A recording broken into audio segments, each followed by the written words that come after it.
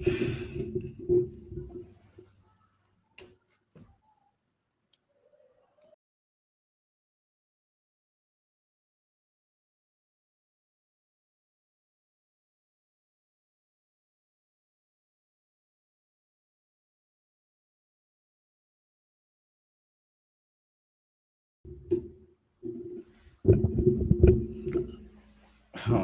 good evening, good morning.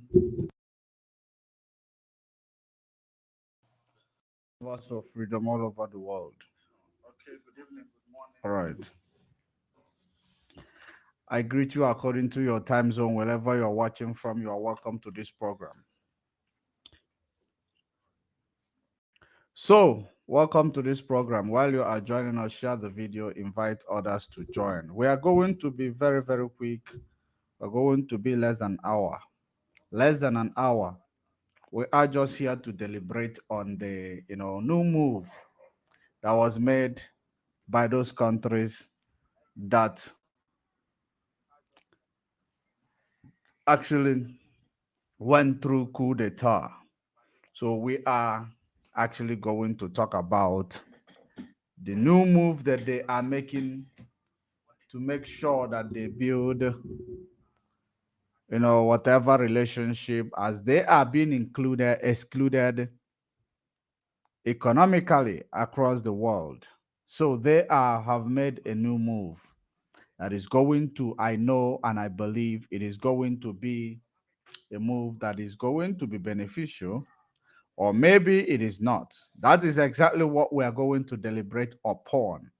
Now, if you are joining us in this program, share this video, invite others to join. While you are joining, click the like button for the algorithm to do the sharing. If you are watching on YouTube, click the like button. If you are watching on Twitter, click the like button, retweet the video. Wherever you are watching from, Facebook, click the like button and share the video. As we proceed, of course, so many of us are aware that what we are clamoring for, what we are fighting for, what we are up for. We are fighting for the freedom of our people and Africa in extension. Because if you look at what is going on, you will know that it is that time that Africa need to actually wake up from their slumber and do the right thing for the sake of their posterity, because the mistakes that was made in the past cannot continue to repeat itself, and we continue calling it a mistake. So when a mistake is done once, twice, thrice, it becomes stupidity, no longer a mistake, or you call it intentional. And that has been what these leaders in Africa has been. They've been doing what they are doing. It is done more than one, two, three, or four times. So it is no longer a mistake. It is now going to be seen as an intentional, wrongdoing, intentional wrongdoing that they are doing against the people of Africa. So now we are going to talk about those who saw all those mistakes and they say that no, it is no longer, who saw all those intentional, you know, wrongdoing that is being perpetrated by the same people they call their leaders in the Africa. So they decided to make a move that will make sure they secure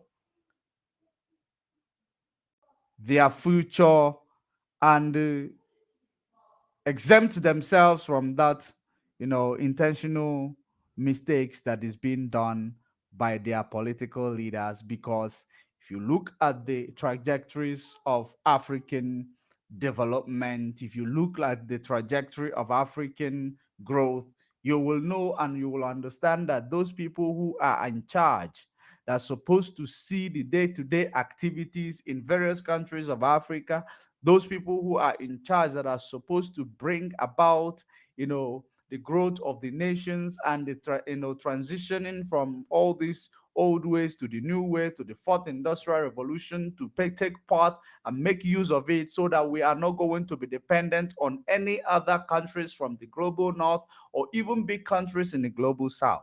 So the only thing that many African leaders are doing is just they are actually moving from places to places where they're supposed to speak They cannot speak where and they are not supposed to speak. They're supposed to use action.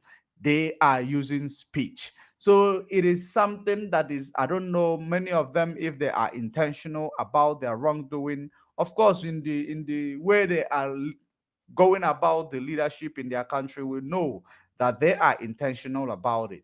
But when we talk about where they're supposed to take action, they are speaking. Where they are supposed to speak, they are taking action. So it is always coming back to hunt them. At the end of the day, it is not going to give them exactly what they want. It is not going to actually yield that fruit or that result they are looking for. So we are here to make sure that to look into basically the alliance, the federation that is, called by Mali, Niger, and Burkina Faso. They are actually trying to form a federation. Do you know the meaning of them forming a federation? It is like them having one country, a federation, a country that is, you know, that is a federal, or it is like a regionalism. It is like you, if you call it federation, if you call it regionalism, if you call it, if you call it, in fact, it is a federation. That's exactly what it is. So, a federation is where, if you understand when Nigeria began in 1960, within after 1960 independence.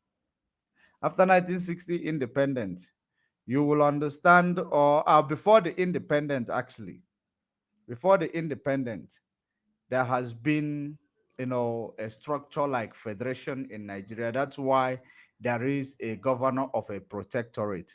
So I think you do whatever you do in your area, you pay tax to the center.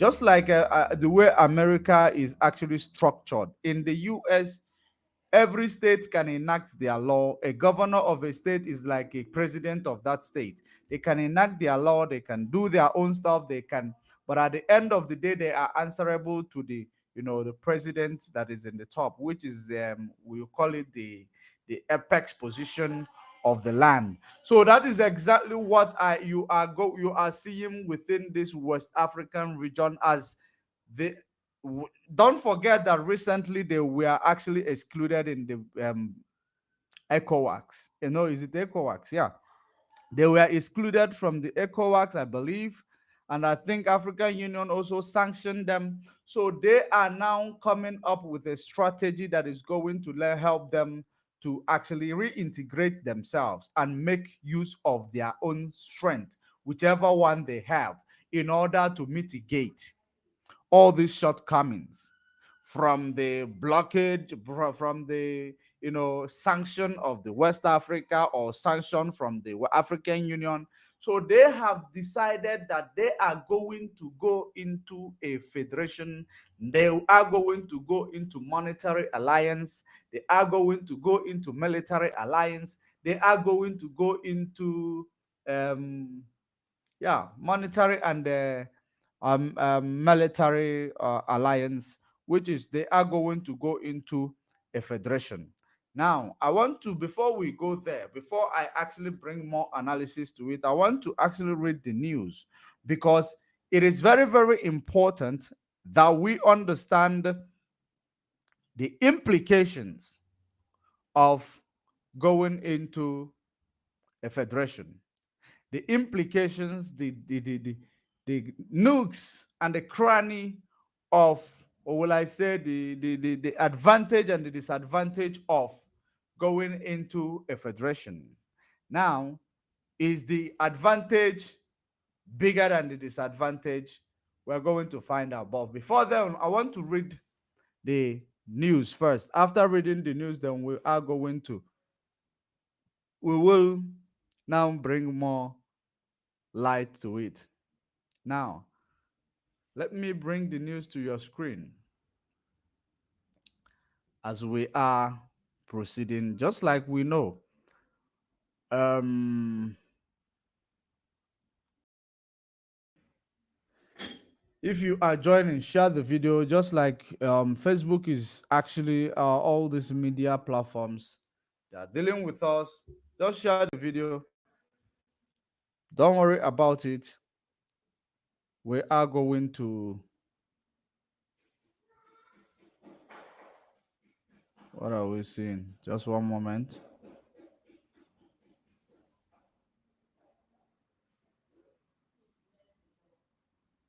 One moment. I want you to look at the.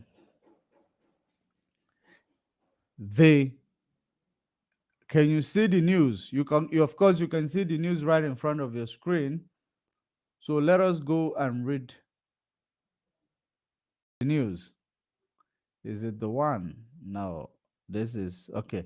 Let me read this one first before we go into another. Let's go to this router. It says Niger, Mali, and Burkina Faso to move toward a monetary alliance. Niger leader said.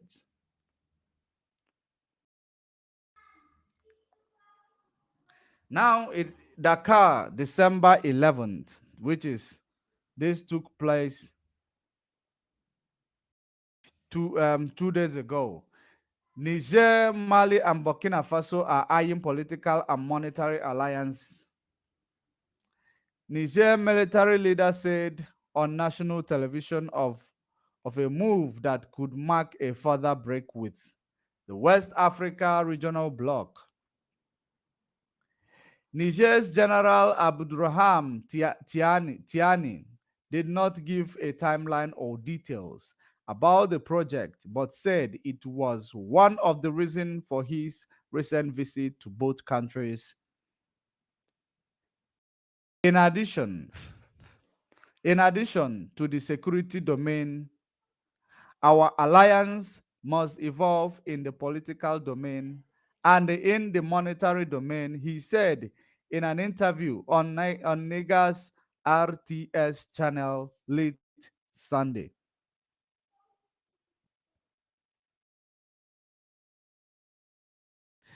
The three neighboring states are all ruled by military juntas that have seized power in coups.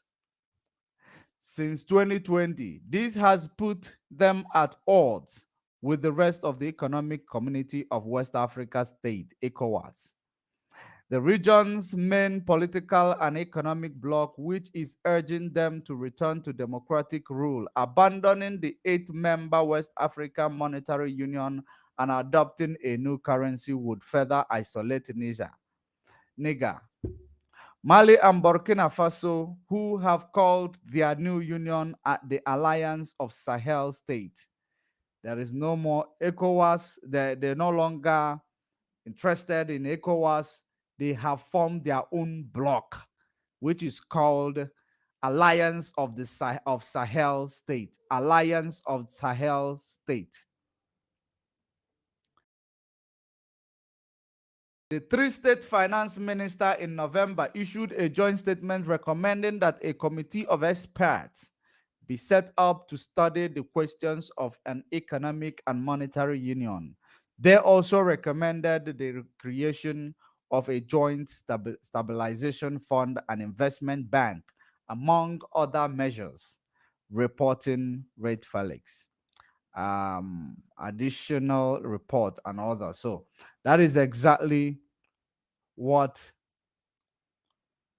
it is. That is exactly what it is. So what you have just seen here, it is actually the recent news. So let us go to the previous one. This one is talking about, it is like a confirmation that there is going to be an alliance. This one took place a week ago. Let me share this one. It took place a week ago where they had sitting. Of course, this sitting you see, the confirmation is what I just read right now. So let's go to this.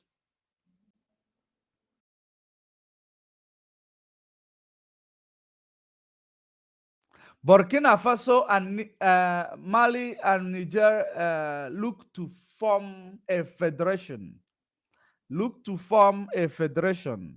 The foreign minister of Burkina Faso, Mali, and Niger recommended on Friday, December 1, creating a confederation as part of a long term goal of uniting the West African neighbors within a federation. Within a federation. The top diplomat of the Alliance of Sahel States met in Bamako for 2 days. Their discussion aimed to flesh out the working of the new alliance, with the minister emphasizing the importance of diplomacy, defense, and development. To consolidate political and economic integration, Malian Foreign Minister Abdoulaye Diop said the recommendation will be submitted to each head of state who are due who are due to meet in Bamako at an unspecified date.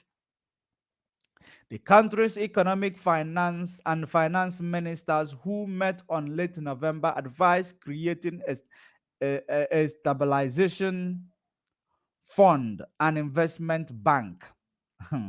So interesting.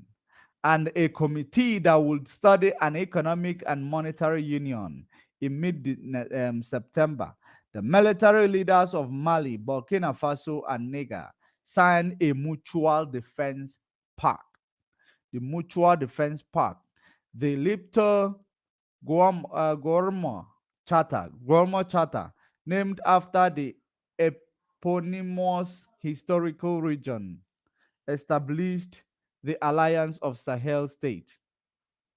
So this is exactly, part of what we just read before. So in this regard, like before we arrived here, I know I made this post yesterday. Now asking people, what do you think when you see this type of news?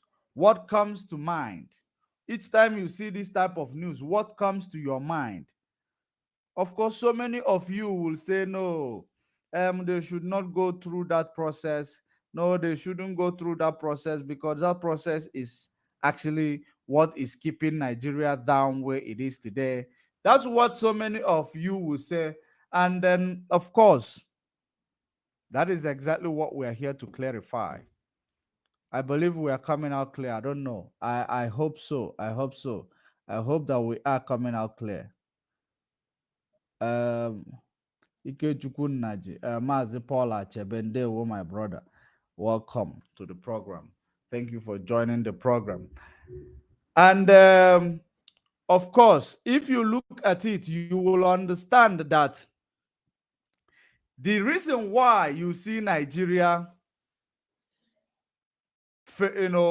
of course, Nigeria was supposed to be a federation before the corruption and the Britain, actually, before Britain started their their control, before they brought their severe control, because when it is actually a federation, it will now not it will not be accessible for Britain. It will not be easy for Britain to actually have access to whatever they want. So they had to nullify this federation and now form the republic.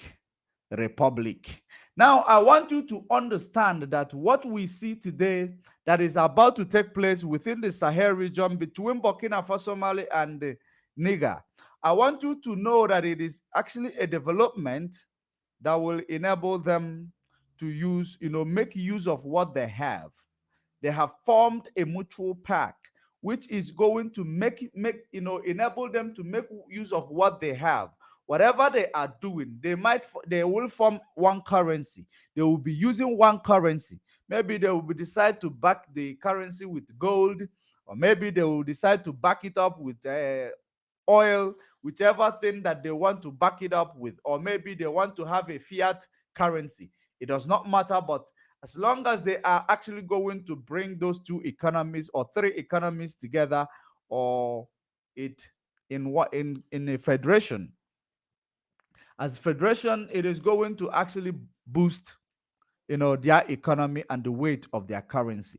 And secondly, that these areas, they are very, very rich with mineral resources, diverse mineral resources. So it is important for us to now differentiate the difference between Nigeria Federation, or Nigeria's that's supposed to be federation, and the federation that these you know military juntas are going into. The alliance Nigeria came with each other, or went with each other, between Yoruba, Arewa, and the Biafrans. So if you want us to to differentiate from these two, I want you to know that from the problem you have in Nigeria, it is not because it is not because there is a federation, or there was a federation, because there is no more federation.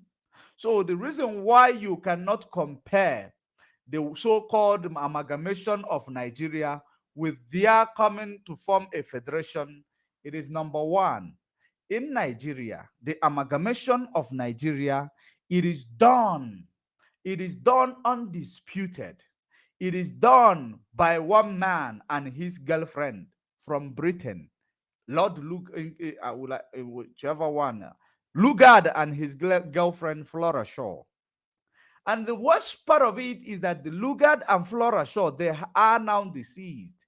But we are still living under this umbrella formed by Lugard without anybody agreeing to it. Because if there is any agreement before the amalgamation, that means there's supposed to be a document, a binding document, that actually shows that the East signed for the amalgamation, the West signed for the amalgamation, and the North signed for the amalgamation.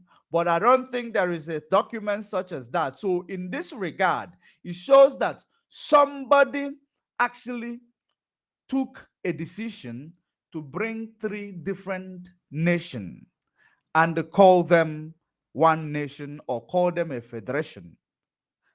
Now, from there, after a while, after the independence, they actually, nullify or bastardize the federation and become a republic. Now, in this regard, now the power now goes to the president. Everyone is answerable now straight to the president. The president control the police, control the army, control everything. President becomes the commander in chief of the armed force across every region in the Nigeria state. So that is exactly what is going on. Now you look at the amalgamation of Lord Lugard more than 100 years ago, to compare it with this federation that this um, three military juntas are forming in their own area. You will see the difference. The difference is that in Nigeria, you are not informed. You were pushed. You were forced to be together.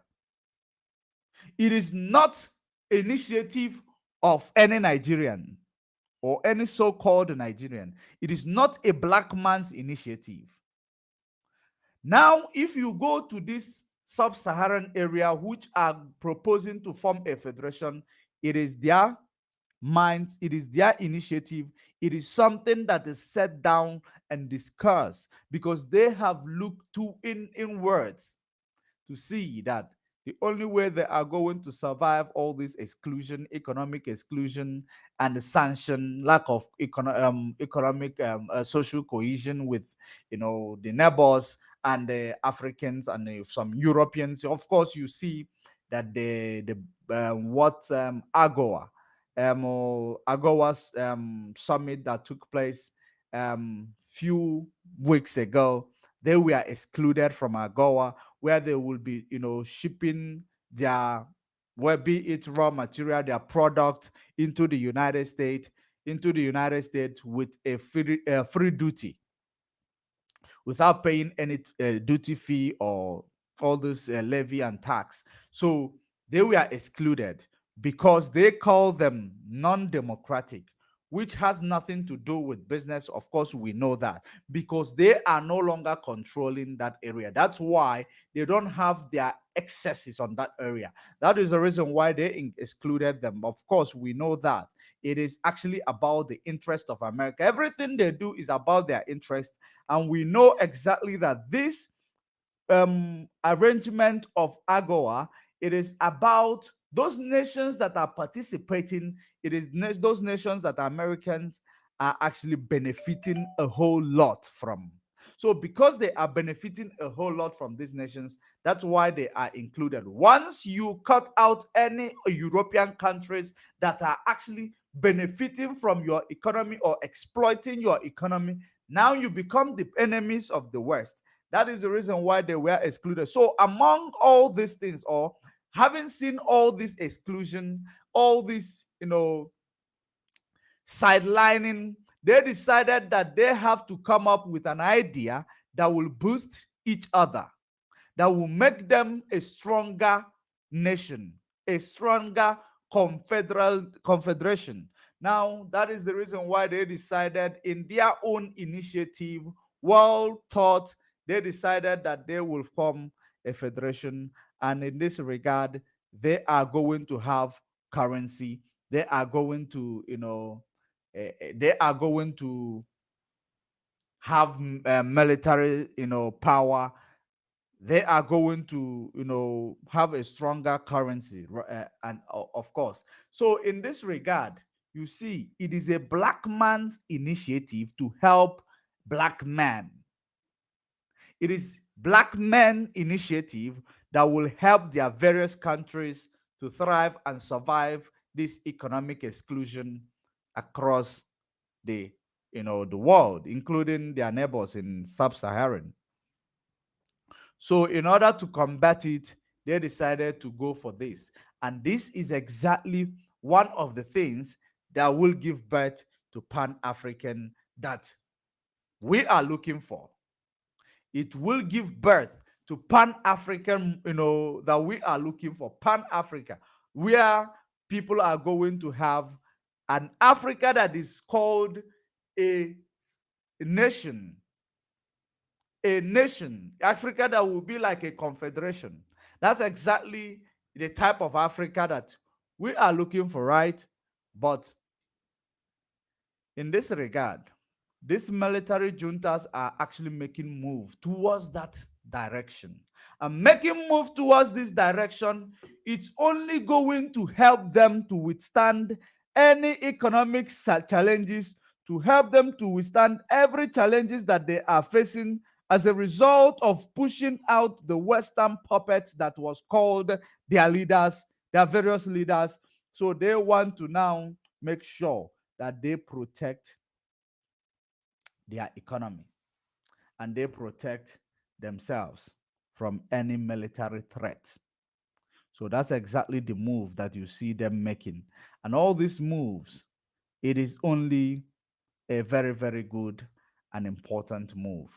Those who are actually, knowledgeable in politics, those who are actually knowledgeable with regards to current affairs, you will understand that what they are doing is only going to help them to thrive in this bad economic, dispensation. And now you should understand as well that what they are doing has nothing, it has nothing like there is no similarity with it, with that of Nigeria, because Nigeria was forced into amalgamation without even checking each other's background, because of course Nigeria is a diverse country, just like many other countries in the world are diverse.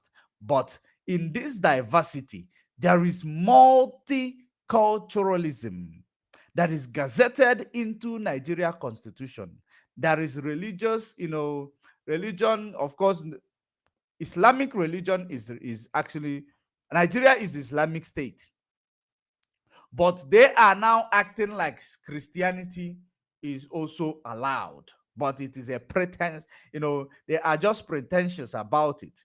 It is not, Nigeria is not a Christian, country, because Islam appears many times in their constitution. How many times did you see about Christianity in the Constitution of Nigeria? Maybe you might find it two or three, but Islam appear there so many times. They have their own special law, which is called Sharia law. Now, Sharia law, if we had a customary law is supposed to nullify this issue, this thing of Sharia law. But with there is customary law in Nigeria Constitution, there is now Sharia law, which is going to favor the Muslim and their own way of behavior. So now you find out that Nigeria is an Islamic state, but in the denial of it. So that is the reason why people are actually sitting on a limbo without knowing which direction to go. Because if you look at what is going on in Nigeria, you will see that there are many things that is being done that people does not even understand exactly what's going on in Nigeria. So if you want to understand the advantage of what these guys are doing for themselves, you will know. You will think about the exclusion from economic ECOWAS bloc, the sanction from the I believe I stand to be corrected if they are still sanctioned by African Union. So if you look at them, you will know that they need themselves, they need each other. And that is going to give birth to the Pan-African, that we are looking for. Many people believe that when we are clamoring for, secession from Nigeria, when we are actually clamoring to secede from Nigeria, it is not because we are not Pan-Africa. It is not because we hate our own people. It is not because of that. Number one reason why we must exit Nigeria, it is because Nigeria was not created by any black initiative. Nigeria was created by a white guy with his girlfriend who woke up one morning and say, you are called one nation. And there is no question asked. No opinion was needed. His opinion, he actually proposed it. He agreed to it. He signed it. He gazetted it. And he signed it into law. And we have a country called Nigeria today. That nobody that is a black man who named that a geopolitical location. Nobody named it. Lord Lugard and Flora Shaw, I don't know who is Lording. Lugard and Flora Shaw named it. And the black people are killing each other to protect it. The initiative of a white man from Europe. What a bizarre situation. The irony of it is that people will tell you that I am proud of one Nigeria. People will tell you that Nigeria no dey carry last. On what? You people were deported from Libya. Nigerian people were deported from Libya a few days ago. True or false? Nigeria no dey carry last. The largest economy in Africa is being deported in Libya. Libya na go onwe fago. Libya. They were deported from there. The giant of Africa. If you see them hanging this agbada they are wearing, you think that name will fana brain, those who are actually the leaders in Nigeria. Failicha agbada, if they wear this type of regalia, what do you call this type of regalia? They will be doing like this. You will think Baba. You gonna call them Baba. Baba we no get anything for their heaven. I am telling you, because if you look at the trajectory where Nigeria is going, you will know that, and you look back to their antecedents, you will now say, it is going nowhere. It is not going anywhere. It is actually going down the drain. So in the most important thing that we need to do for ourselves and for the sake of our posterity is to make sure we stand up to nullify the idea of a deceased white man from Europe that came with this amalgamation just because they saw they could not control Biafrans. They could not have full control of the people in the South. They had to come up with the amalgamation to make sure that once you have a president, they tried it with federation. They tried it with federation. It didn't. They saw that it is not working the way they wanted it. It didn't work the way they wanted it.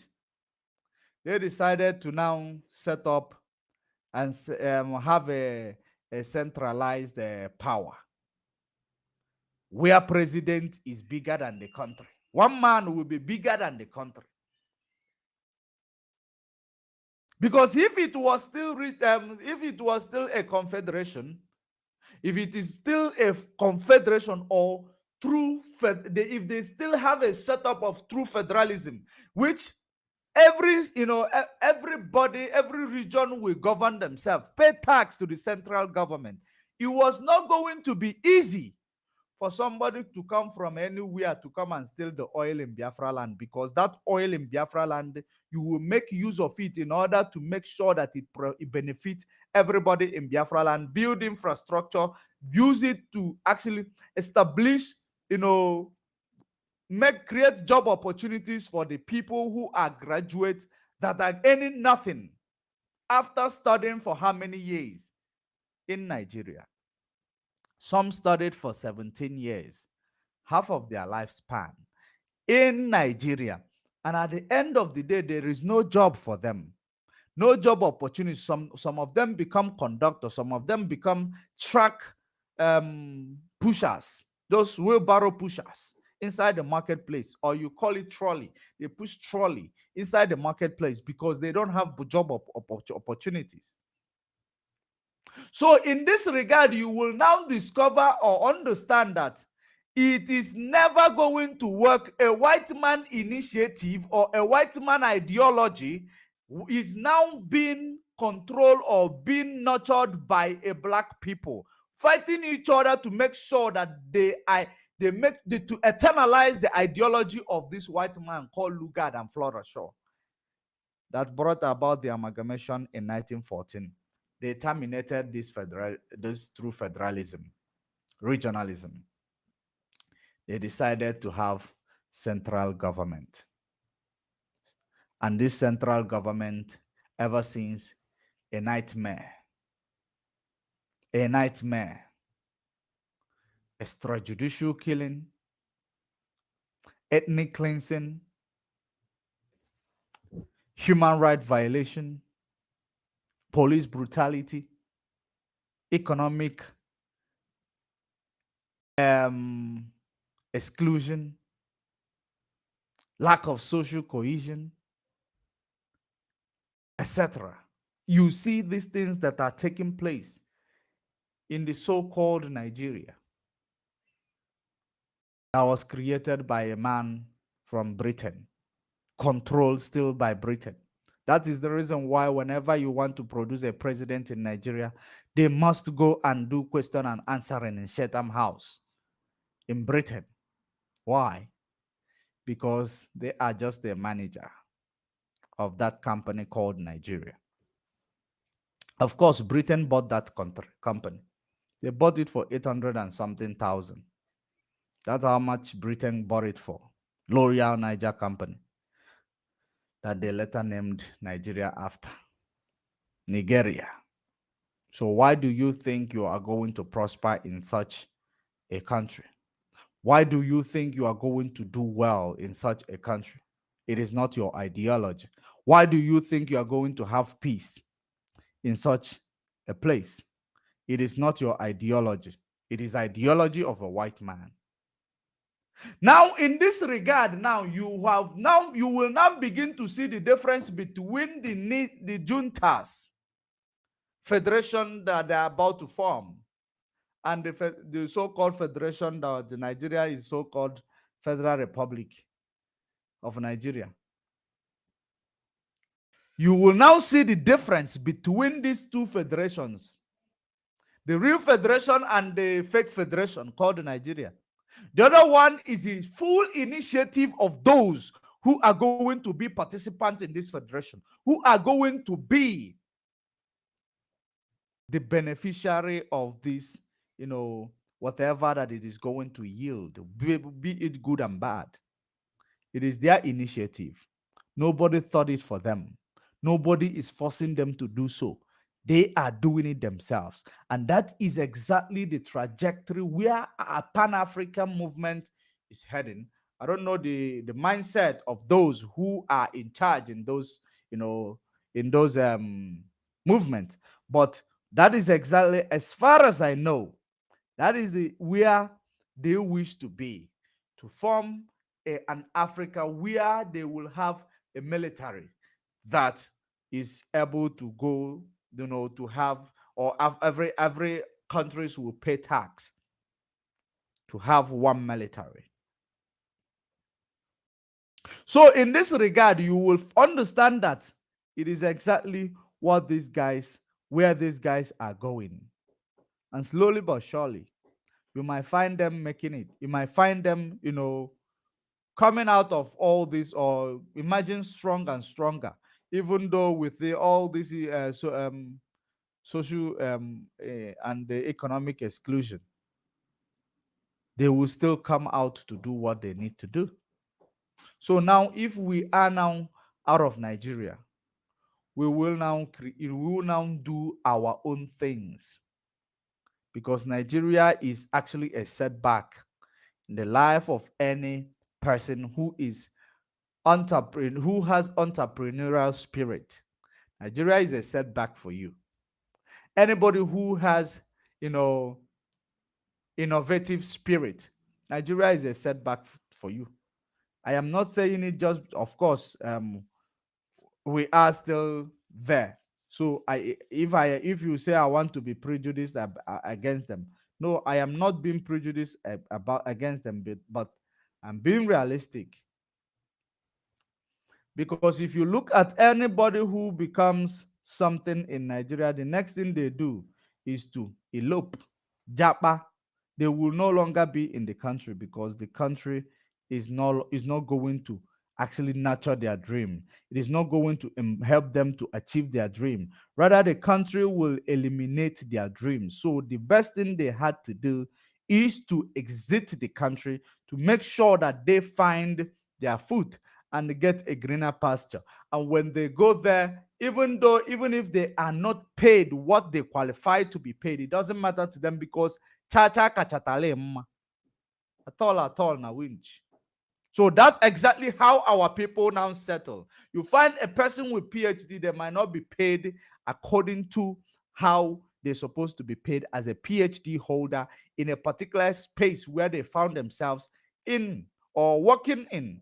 They will not be paid accordingly, because they look back to their antecedent or where they come from. They saw that there is no even opportunity there. So anyhow, you go pass. So that is the reason why, if you think this thing called, slave trade or slavery is over, you are thinking wrong, because it is never over. Because you are now selling yourself, direct and indirect. To them, they're no longer forcing you or buying you. You take your money, you take yourself, you transport yourself with that slave ship. It's just that this one now, you transport yourself in a plane, and you go and land in that place where you are going to find yourself, and you start doing a menial jobs, or you get a job. You'll be exploited because maybe you don't have documents to be in that country. You will be exploited one way or the other. There is way you are going to be exploited, because you are a migrant. It happens. It happens. So that is the reason why you need to now create opportunity for yourself. And you cannot create opportunity for yourself where there is lack of social cohesion, lack of economic empowerment. There is no economic empowerment amongst the youth. They are not empowered. They graduate, but they cannot actually find anything doing. Doctors, medical doctors, they graduate, they don't find a job. Engineers, they graduate, they don't find a job. They don't even they are not empowered to maybe they will say, no, let us actually start, creating something. Where will they get the capital? That is the reason why you find a governor campaigning that he is going to give them Canadian visa. A governor is promising his own people that he is going to send them abroad, instead of promising them that he is going to bring, an initiative that will empower the graduates to make sure that they are included into the economy, or they are actually included in research and development. Promote research and development. He did not say so. He said he is going to give them Canadian visa so that all of them will elope and leave them alone in that country called Nigeria. So when you look at these things, you will now understand that that there is no other solution to solve this conundrum that you find yourself into in Nigeria. The only way you are going to find this, solve this problem, it is to make sure you kill that initiative that the initiator is already deceased. Lord Lugard and Flora Shaw. You destroy that amalgamation. Let everybody go their separate ways. Let us now start afresh so that we will know how to navigate our problems and know how to bring solution to our problems. Because if we are going to solve our problems, we need to solve our problems with us being involved in the solution, in the solving of our problem, practically. Otherwise, we can never solve our problem. As long as we are still called this Nigeria Initiative of Flora Shaw and Lord Lugard, we are not going to solve the problem of those people dying in the northern Nigeria on a daily basis, those Alewa who are saying they are bleeding. You will never understand it because you people are placed under the bus, while your politicians who are supposed to be making sure that you are protected, they are collecting, their children are in abroad, all over the place. They will never remember that you exist. The only time they remember you exist when election is coming, during the time of election, they are going to remember that you exist. That's the only time. And after election, you will be actually thrown under the bus again. There is nothing that will be there for you. Whether Boko Haram is harassing you and taking you for ransom, it is your problem. It is not going to be their problem because you have given them what they want. When it comes to election time, you will find them coming to people, taking a video, sitting on the floor, eating food with people, and acting like they are actually humble, only to get you rally about them. After that, they will now tell you that's what they will do to you.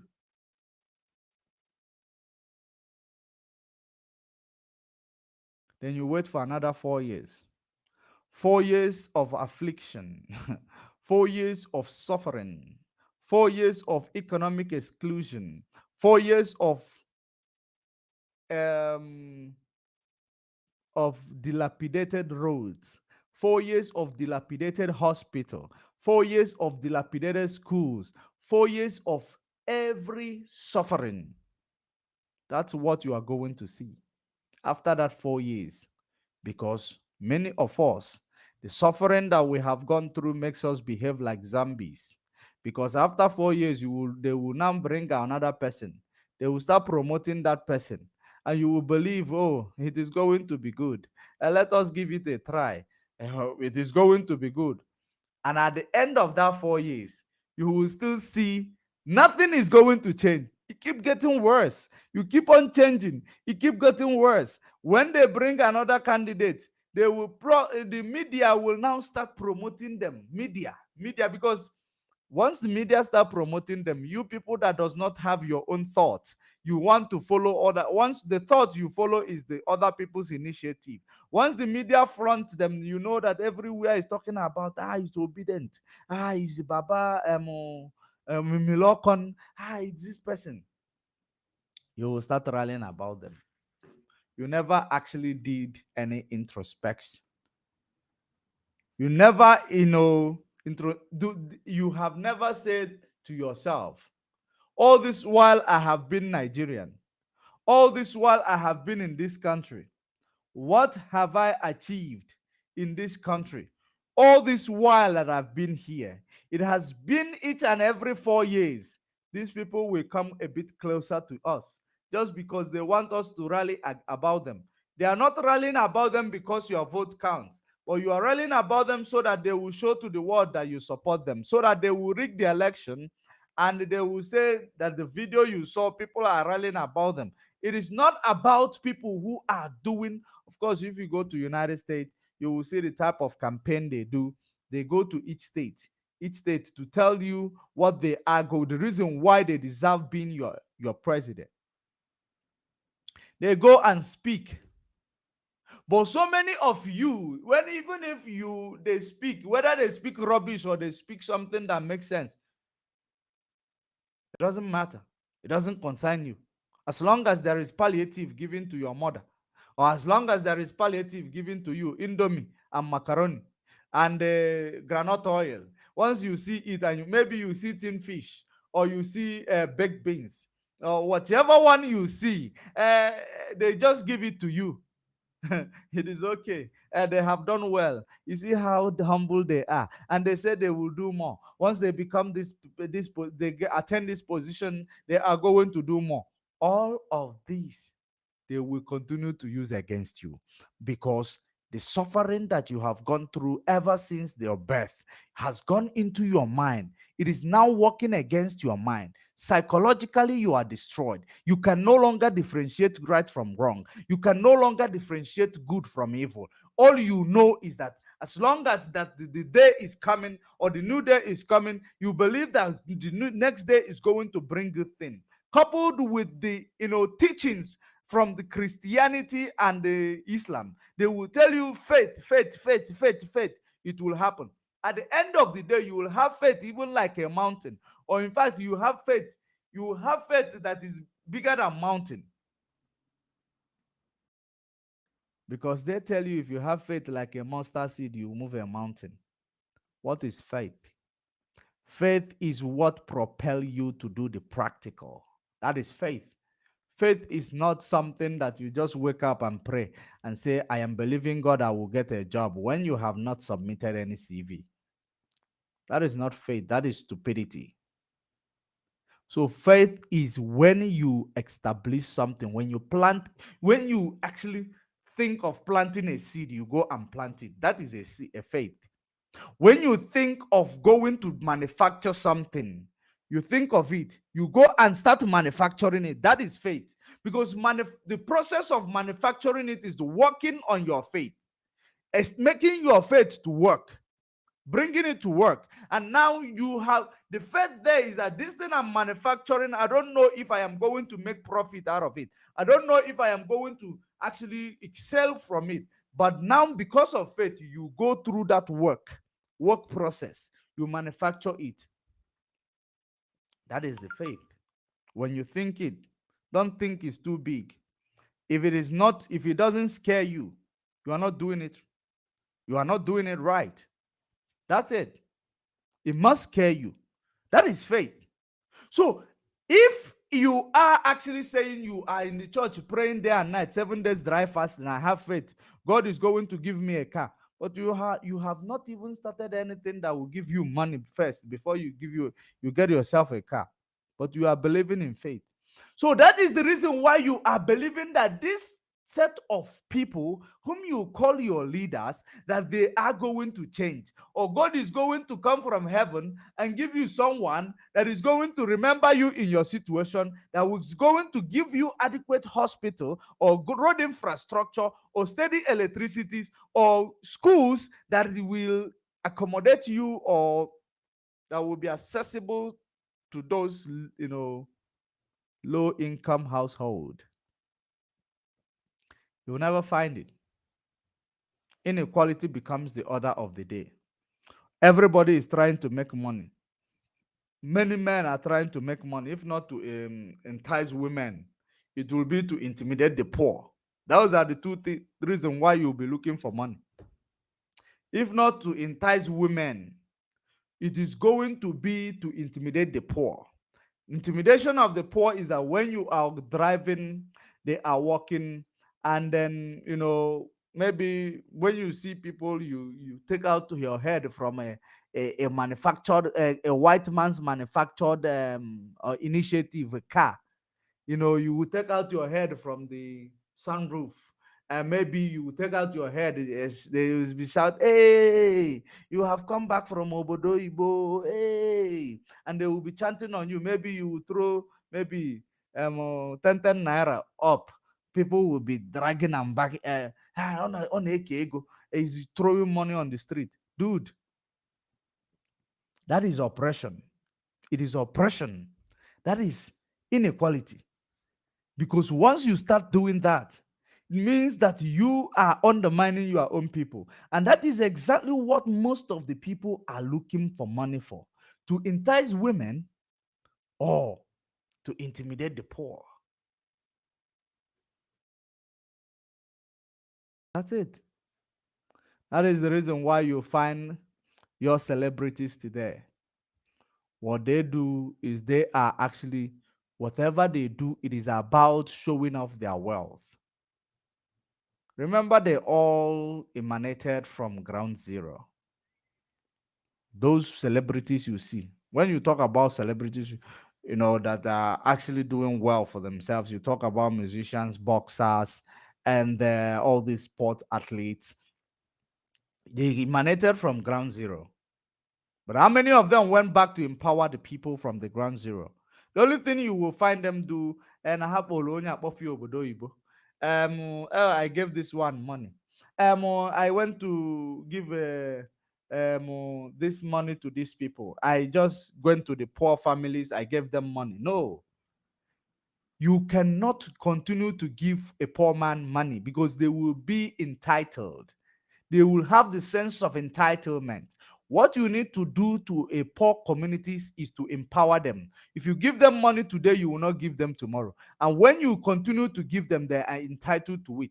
They believe that everything has to come for free. Why can't you establish an industry there, employ them so that they work for their money? You are giving them actually, their pride. You are not confiscating their pride and their not their pride, their respect, or I don't know, for lack of a better word from me. You are not taking away their dignity by establishing something that gives them income, maybe salary or wages. That is called empowerment. Not you will go and build you will go out there and you say that these people are not doing well. You go there, you take out to one person in the community but you are rich. You can establish a business in that community that will employ one or two people. Those people, they will be working knowing that at the end of every month or at the end of every day, there is ends meet for them. If you like, you see, um there was a time there was a time that you saw Davido taking money from his fellow celebrities, or they donated money for him on his birthday. He used it to go to places, orphanage, all these places, and they donated it to them. It is actually, it is top notch. It is good thing. It is recommendable. He did well. He is philanthropist. He did good. It is actually, it is something that it is few people that can actually do so. But it would have been done better if you go to those communities, establish something that will be employing them, so that he will now, even that establishment, remember that the establishment is still going to bring this money back, but he will give these people employment. So they will not depend on eating today, tomorrow they are hungry. No, this is how you can empower a society, a community. You will not find these things in Nigeria. The only thing you will be you will be seeing is seeing people dashing people money. Dashing somebody money does not help that person. Anything that you are doing for your fellow person that does not, holistically help him in a situation, it is something that is temporarily. temporal help you are giving that person, it is actually one thing. But when you establish something that will continue solving their problem, at least every month they will have income. Every week they will have income, or every day they will have income.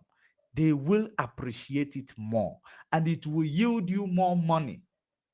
Have you now seen how the money will now be multiplying?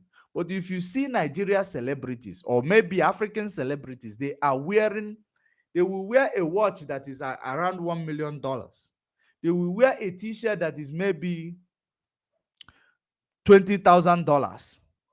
They will wear a shoe that is maybe $50,000. A shoe. So at the end of the day, you'll be wondering, all these people, you find out that all that,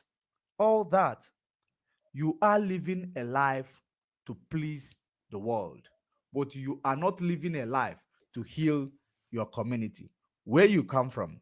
That's exactly prevalent in black society, or in black celebrity community, black communities. And that is the reason why so many people will think that black celebrities, they do well more than every other race, because they show off. They show off.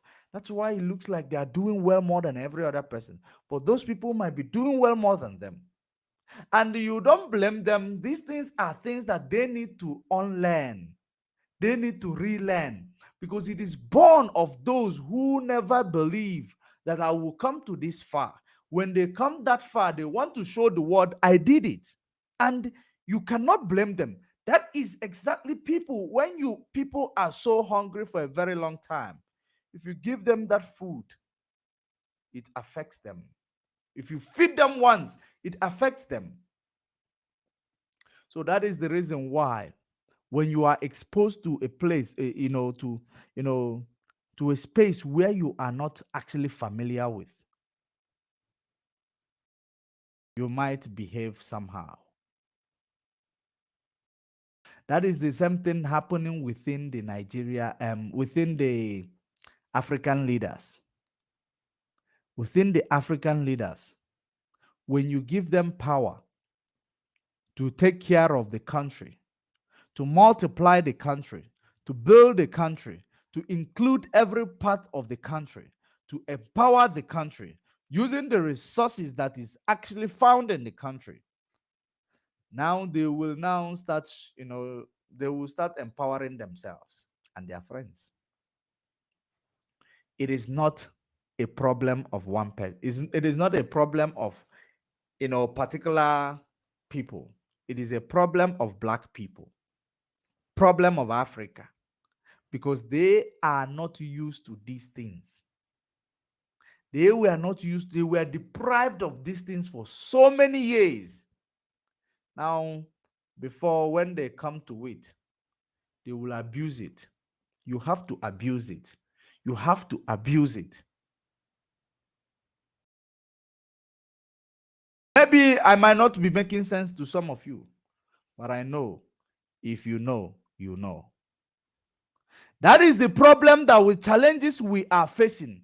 And that is the reason why we have actually learned, we have unlearned, we are relearning, and we are going to continue to learn, so that is the awareness you are seeing we are creating to our people.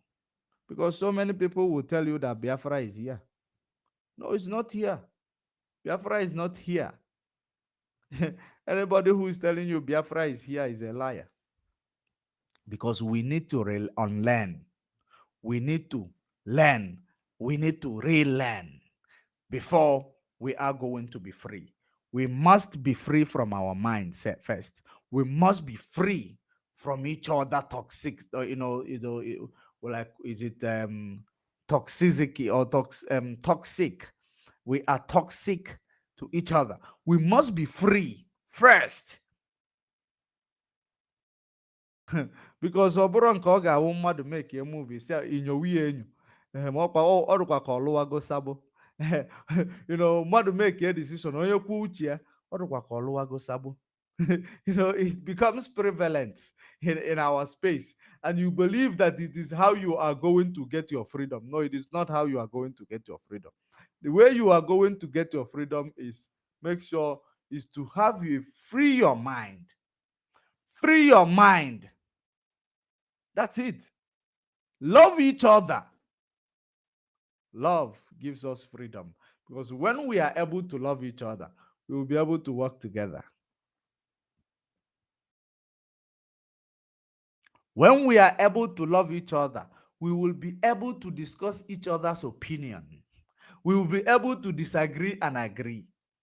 But if we cannot disagree and agree, we cannot work with each other. That's the thing. So Biafra is not is not now. It's not so close. Mazen Nnamdi Kanu told you it is a last miracle. And somebody will come and tell you, give you 200 days to give it to you. Hey, blacks, Ndoji, Ndisoji. They give you 200 days to give you Biafra. Well, obeloge they're singing banana forms their government in exile Biafra Bia Equal. Hi, Ndisoji. Hey, and ife na-eme anyị nọ ndị ji anyị jisi anyị ike. That's why we must unlearn. We must learn. We must relearn. That's when our mind is free. Freedom comes from the mind. Once your mind is free, I believe now you will now think about holistically, physically to be free. As long as your mind is not free, it's not liberal. You don't know how to disagree to agree. You don't know how to carry people's along. You don't know how to respect people's opinion. You don't know how to navigate people's, minds. The problem of our people is that we think we know when we are empty upstairs. Is there anybody who think they know? We think we know, but we don't know. Anybody that is not giving you chance to learn, anybody that believes that they will never learn anything from you, that person is toxic. You know that person, Anybody that believes that Namaka me for, I know it all, you know nothing, that person, abstain from that person. Anybody that cannot give you a listening ears so that you will actually, have a discussion, have argument, come to a conclusion, so that person he is not a person to follow. That's why I love Mazen Nnamdi Kanu so much. He listens to you. He listens to you. He learns from you. And he will not, he is not that person that when he learns from you, he will hide and act like he didn't learn from you. No, he learned from you, appreciate you. Other people, as I am speaking, they will learn from me. They will say this Sabo. They will learn from this Sabo. After learning from this Sabo, they will go and make use of what they have learned from this Sabo and act like it is their own. So, and themselves, they will never agree that they will learn from you. They will always act like they know it all. We cannot get freedom like that. We need to be free, liberal. We need to be able to hear the two sides of the story. We need to be able to hear, my opinion. You hear my opinion. I hear your opinion. We have argument. We come to a resolution. And that resolution be peaceful. Whether we agree or not, we shouldn't let the argument take away the love. Let the argument actually solidify the love.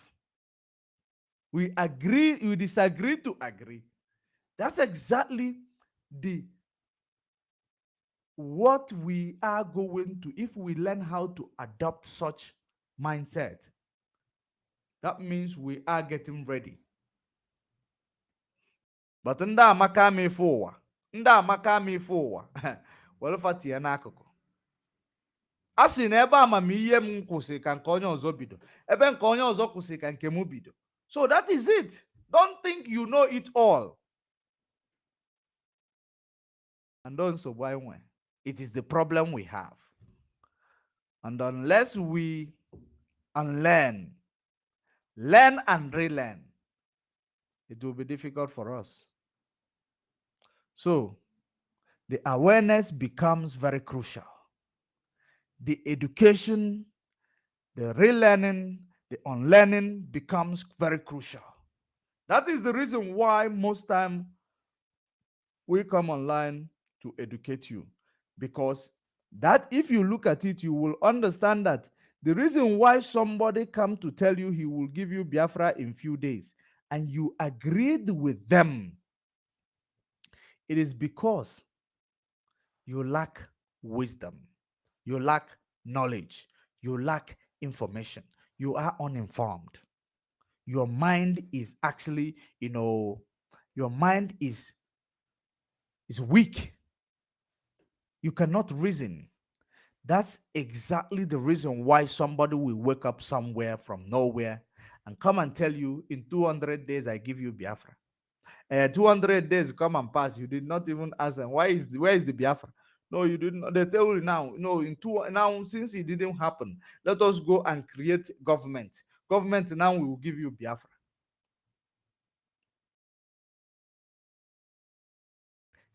You are following this man. You are following this man, Mazen Nnamdi Kanu, who has a structure, has a map. He got a problem. He had a problem. You run to follow this one who does not have a structure, does not have a map. Regardless, one thing you should understand. Let me tell you the reason why you see somebody like me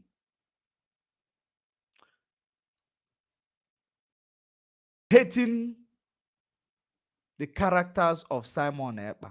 It is not because I hate him as an individual, or it is not because I undermine him that he couldn't do it. It is not because of where he come from. It is not because of whom he is. It is not because of, the position he plays himself. No. It is simple. It is simple. Don't, you try to destroy a relationship to build another relationship. Had it been he came in and built his own relationship without trying to destroy another relationship, I wasn't going to have problem with him. I will not have problem with him regardless of what you say. Regardless of what you think about him, I wasn't going to have problem with him. But when a situation whereby you want to destroy somebody's effort, you want to destroy somebody's effort just to establish your own, born of selfish aggrandizement, that makes it, it becomes problematic. And I don't buy into such. I don't buy into such. If you believe you have the capacity, do your own thing. Do your own thing. Even if you love Mazen Nnamdi Kanu, do your own thing. Don't use his name to do your own thing. If you want to speak on his behalf, you speak on his behalf. Use your name to do your own thing. Don't try to,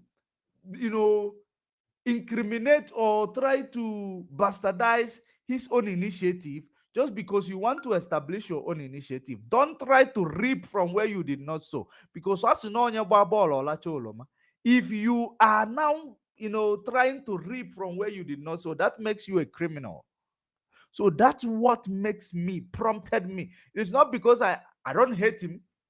I don't hate him, but from the beginning, I continue to tell you that if this guy did not actually, run faster than his shadow, he was going to do good in this quest. But he is so greedy. He was so mongering for power. That's what destroys, you know, what he has that he's supposed to use positively. It destroys him. That's it. You cannot destroy a relationship to build another relationship. It is not possible. And you are under pretense, pretending as if you are supporting Mazen Namde Khan, but you want to destroy what he has established. That's where I have a problem with. That's where I have a problem with. I don't have a problem with people, but I can have a problem with your character. I can have issues with your character. You try to incriminate Mazen Namde Kanu, claiming that you are fighting for him. Claiming you are fighting for him. That's what you did.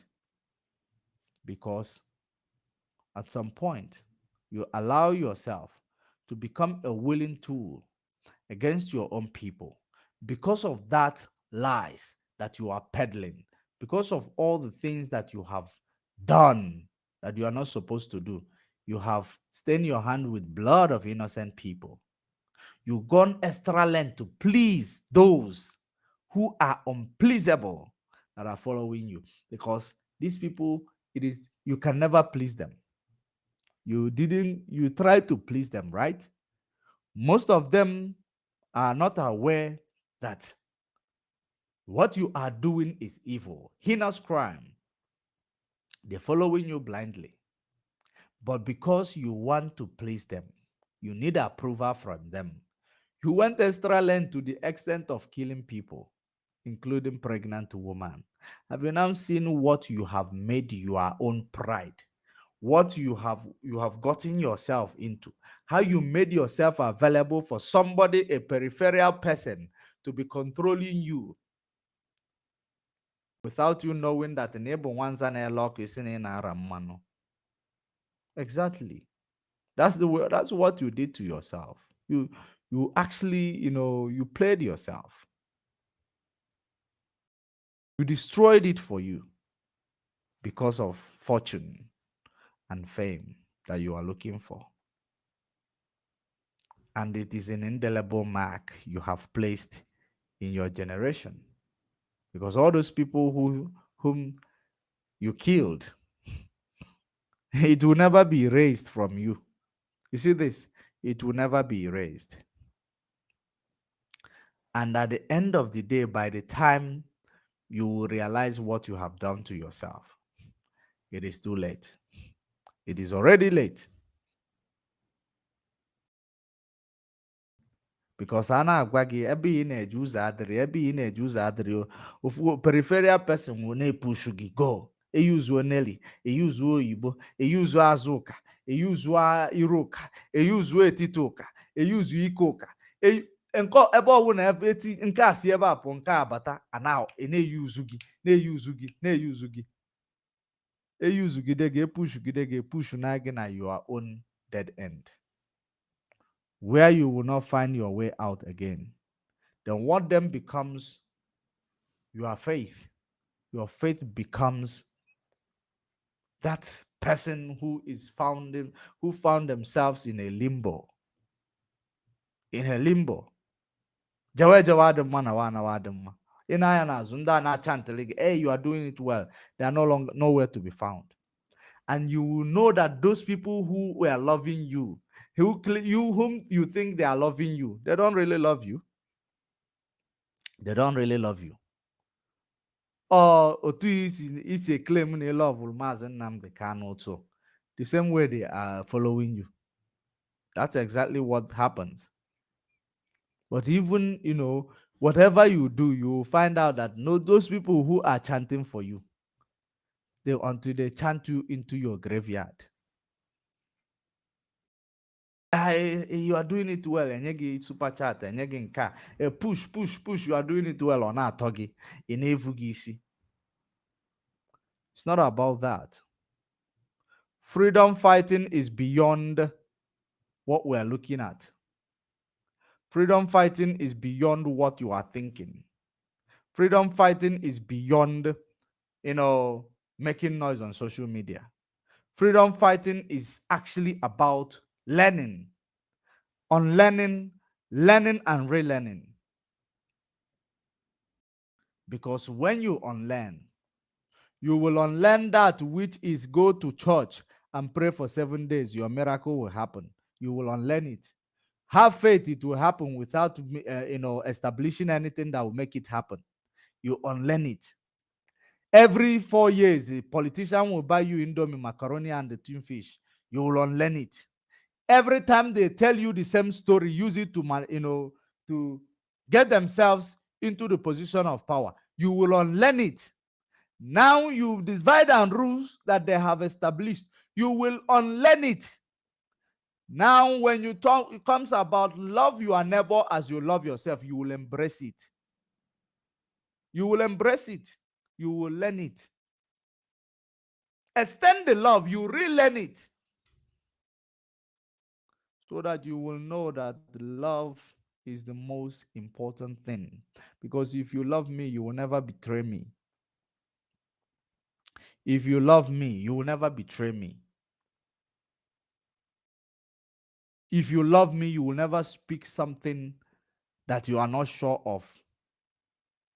You will never speak it against me if you are not sure of.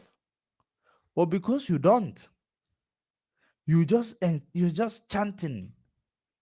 I will love you. Continue. Hey, all that glitters are not gold. All that glitters are not gold.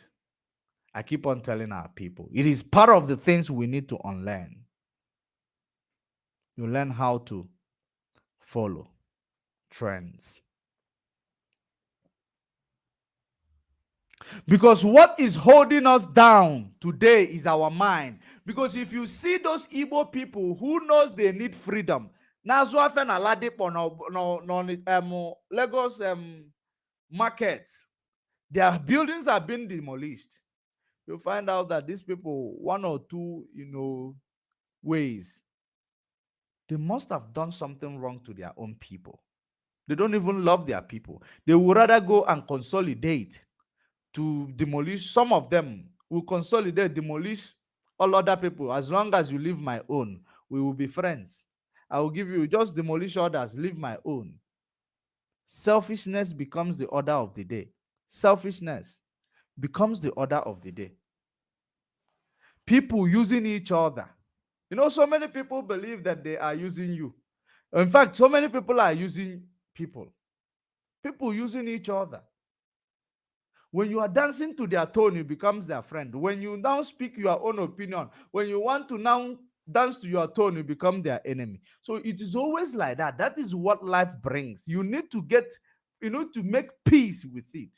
It is always about, that is life. But if we can adopt love amongst ourselves, we are going to go far in life. If we can adopt it, you will know that our step for freedom, we are one step away from freedom.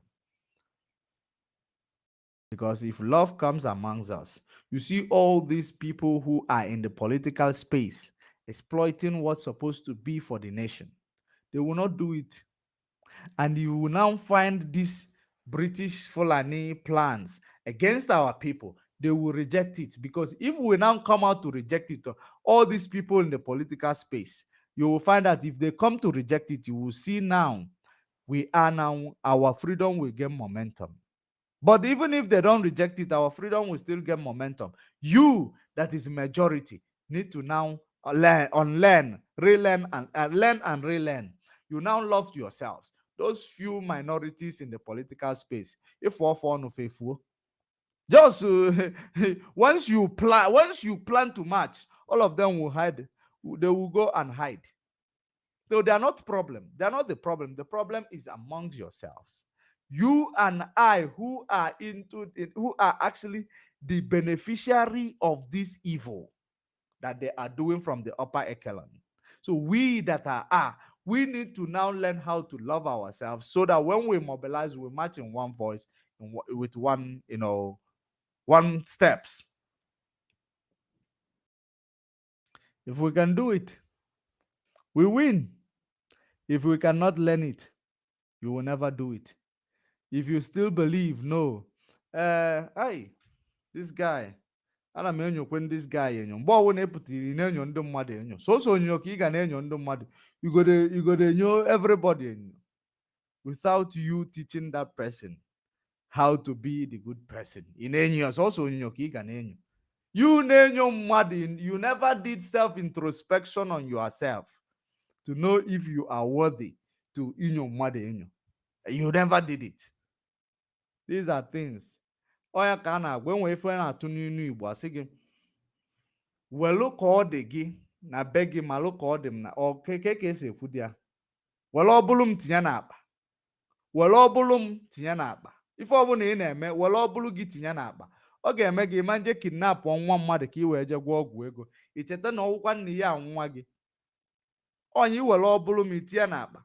Ọ ga-eme gị ịma nje zuru ego mmadụ nwanne gị gịnị a na-achụ nta imeju isizi ya na ụkwụ ya dị ka ụkwụ anụ ịgbagbuo ya iwere ọbụlụ gị tie n'akpa.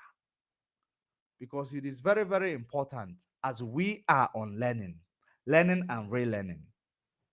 You need to consider all these things. Very, very important. Now, coming back to the stronghold that is holding us, called the Nigeria Amalgamation, that is established by Flora Shaw and Lord Lugard. For us to nullify such force, it takes us one voice to get there. One voice. We don't need whether Fulani man agree to separation from Nigeria. These ones, they don't. All we need is one voice amongst ourselves. If we can stop being divided by these politicians that you find all over the place that are the beneficiaries of your death. They are beneficiaries of your death. When you die out of poverty, hunger, starvation, lack of infrastructure, they benefit from it because you are reducing their burden. You are reducing their burden. They are happy. When you know that we are in this mess together, therefore, if we cannot have one voice, you cannot love me, I love you. If you cannot, have liberal mind to follow each other, we're not going anywhere. Whether you like it or not. Whether you like it or not, we are not going anywhere. If you believe that, no, let me be in this space because I want, there is position I am targeting. There is position I am targeting. Every time, if you are targeting position, you are not going anywhere. You are not going anywhere. Because you don't need to target position. If you target position, if you go to that position, you will become like Hope Uzodimma. In that position. So many of you are in your space because you are targeting position. That is the reason why when you see maybe if you see your own fellow comrade na-emeli anya ụfụ o nwekwa ike onye anụnwa na ịgbachi onye a nkịtị na o nwekwa ike echi na onwere position a o nwekwa ike why na why try to upgrade yourself. Don't worry about somebody that you are feeling intimidated about. Upgrade, work on yourself. Because the time you are using to actually, have jealous this person, it is the time you are degrading yourself. You will not use that time. You will not have time for yourself. All the time you will have is to be, jealousy about this person. ugogbe ọ na-ekpu this type of this hat ọ na-eyikwe suit o nwekwa ike ịchọ ọghọlụ Simon Ekpa. Hey, as if not Simon mefte suit, as if not Simon mefte suit. Ekperima in Finland evu m ụzọ yiwe suit o yiwe ụnyaa ka o yiwe suit. So it's not about it. It's about the space where you find yourself. It is about, it is about your line of duty. So it is very, very important for us to understand that everybody wants their own life to live. Don't try to look at my way of life and it now becomes a problem. Because when my way of life becomes a problem to you, it becomes an impediment to your upgrade. Because you will be busy chasing after my way of life. You will not remember to live your own or upgrade your life. It's a problem. We need to unlearn, learn and relearn.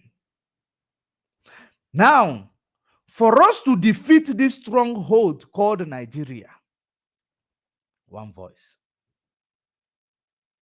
And that is what Mazen Nnamdi Kanu has been able to do over the years. That the enemy decided to be on the periphery, use someone to now try to divide, to now bring this, because it's all about, has been divide and rule. It has been the problem that we have. They divide you before they rule you, because if they don't divide you, they will never come in. They have to divide you so that they will find a winning tool that will be used against all of you. That is it. Until we unlearn, relearn, learn and relearn, it will be difficult for us to achieve our goals. It will be difficult for us to defeat those few individuals who found themselves in a political space, who are able to exploit, who are able to embezzle, who are able to, intimidate, who are able to actually lie, deceive many of you, who are able to intimidate their ways into power, who are able to kill their ways into power. We can never defeat them. But they are nothing if we have one voice. If we have one voice. Everything we are teaching, everything we are talking about, every topic you make sure you are open to learn more or to hear opinions. At the end of the day, the truth will prevail. Truth will not be hidden. That is how we are going to be able to destroy our boogeyman. Otherwise, I know leading at Bakwaka. Otherwise, I know leading at Bakwaka and wherever I nature. Egwu ka ina egwu. Believe you me. Believe you me. So as it is now, Mazen Nnamdi Kanu will be going to court. We'll be going to court next tomorrow, right? Next tomorrow, Friday, he is going to court. The final court. The final court. Because it is an apex court. Now, it is an apex court, but Supreme Court delivered a judgment that has no prospect to stand appeal. So, in the apex court, they are not going to revive this issue of jurisdiction, or they are not going to actually grant jurisdiction where there is no jurisdiction. That is something that is very, very, open. It is very, very open about the case that we have actually seen going on. You cannot, there is no court. Court cannot grant jurisdiction. Regardless of anywhere it is in the world, as long as you have that issue that queries the jurisdiction, court will never grant, whether it is apex, it will never grant a jurisdiction where it is not. It will always support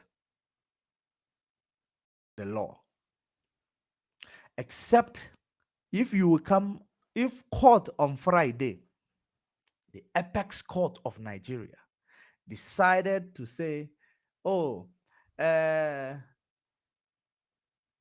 we are not, we don't agree with the appeal court, this, and that, you should know that it is Tinubu speaking through them. You should know it is Hope Uzodinma speaking through them. You should know it is Ohaneze Ndibo speaking through them. You should know they are telling you do your worst. You should know they are telling you you are nobody. That's it. Issue of jurisdiction, when it comes into a case, becomes very crucial. The court is not supposed to entertain it, even from the lower court. If they know what they are doing, once a situation comes to a jurisdiction, it has no prospect to appeal, prospect of appeal, because jurisdiction, it means that you cannot try this person, because the person cannot stand trial in this jurisdiction.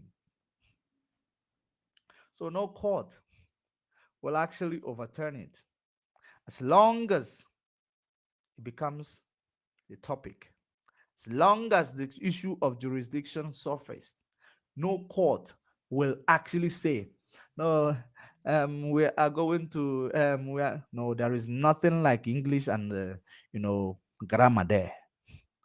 This is a case that does not have leave for appeal. It does not. But for the sake of formalities, Nigeria government decided to bring this colonial rule, stay of execution, or stay of execution, blah, blah, blah. And they decided to extend this for 1 year, 1 whole year plus. More than a year after discharge and acquitted by a higher court. By a higher court, discharged and acquitted by appeal court. When they understand how crucial it becomes, the issue of jurisdiction, the kidnap, the maim, the torture, and the bringing extraordinary. Once it goes behind the rendition, the case cannot be entertained by any court that respect their law, or any court that respect human rights.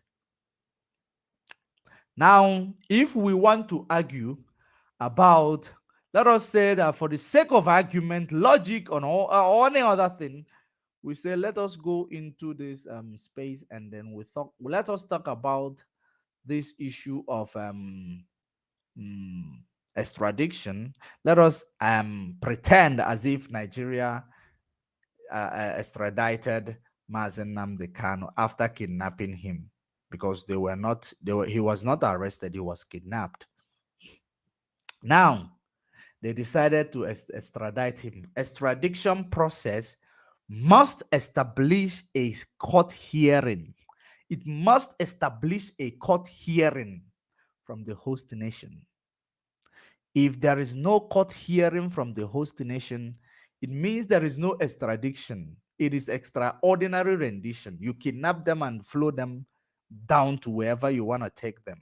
So when that issue comes in, it becomes a problem, because if you talk about Kenya being involved in the kidnap of Mazen Nnamdi Kanu and the torture and extraordinary rendition, now if you have to now take Kenya to court, or the Kenya government, or whoever that did the oversight of whatever that transpired in 2021 against Mazen Nnamdi Kanu, you will understand that this person must go to jail for overruling or overriding the protocols of extradition, because there must be a court hearing established in Kenya.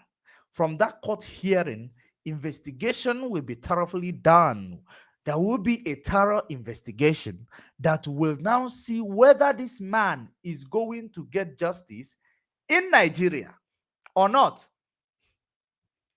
Those are the things you must consider whether you have a bilateral relationship with that country, which Nigeria has no bilateral relationship with Kenya. That is another problem. Nigeria had no bilateral relationship with Kenya at the time of this event. If they formed it yesterday, it's still not, it is not a shortcut to that protocol. Now, if you want to understand, as Nigeria does not have bilateral relationship, first of all, in a situation where, the situation like that becomes a conundrum, because now you have to now, first of all, have a bilateral treaty before you apply for extradition. A law court will be established whereby we are going to now see, is this man going to get justice in Nigeria? Is Nigeria going to put him through a death penalty? And do we practice death penalty in the host nation? All these things are going to be taken into consideration before releasing the so-called, or the suspect, or before releasing the individual to the country that is requesting his extradition. Now, in a situation whereby there was never a bilateral treaty between the both nations, it becomes extraordinary rendition. Extraordinary rendition means there is no stamp in his passport during as at the time of flying him from Kenya to Nigeria. There has never been immigration stamp to show that he left the country. So spiritually, technically, he is still in Kenya. So what you see in Nigeria is a ghost. So you cannot try a ghost. You cannot try what that is not there. You try somebody that is there. That's why sometimes if you find that somebody is having a medical issue, you take that person to solicit for medical care so that they will be fit to stand trial. That is excellent. It's almost the same thing when somebody is having psychological problem. If they're having mental problem, you must actually have them checked up to know if they are fit to stand trial. If they have a medical problem, it means that whatever they did was under the influence of their medical problems. So they have to go to mental asylum. They have to be placed under, medical care and observe them because they are not fit to stand trial. Now, when somebody is not there, which means his passport is still showing him in Kenya, and you are trying him in Nigeria, because you did extraordinary rendition, that is an act of terrorism, act of kidnap. It is a kidnap, an act of terrorism. Going into a country that is not your country, kidnapping somebody and bringing them to your country. It is terrorism. Now, Nigeria government supposed to be actually the one answering a question or answering in the court. How did you kidnap this man from Kenya if Uhuru Kenyatta said that he is not aware of that shenanigan? How did it happen? Who authorized it? Who override things? Who actually, how did he pass the airport to get into the CIA private jet? What happened?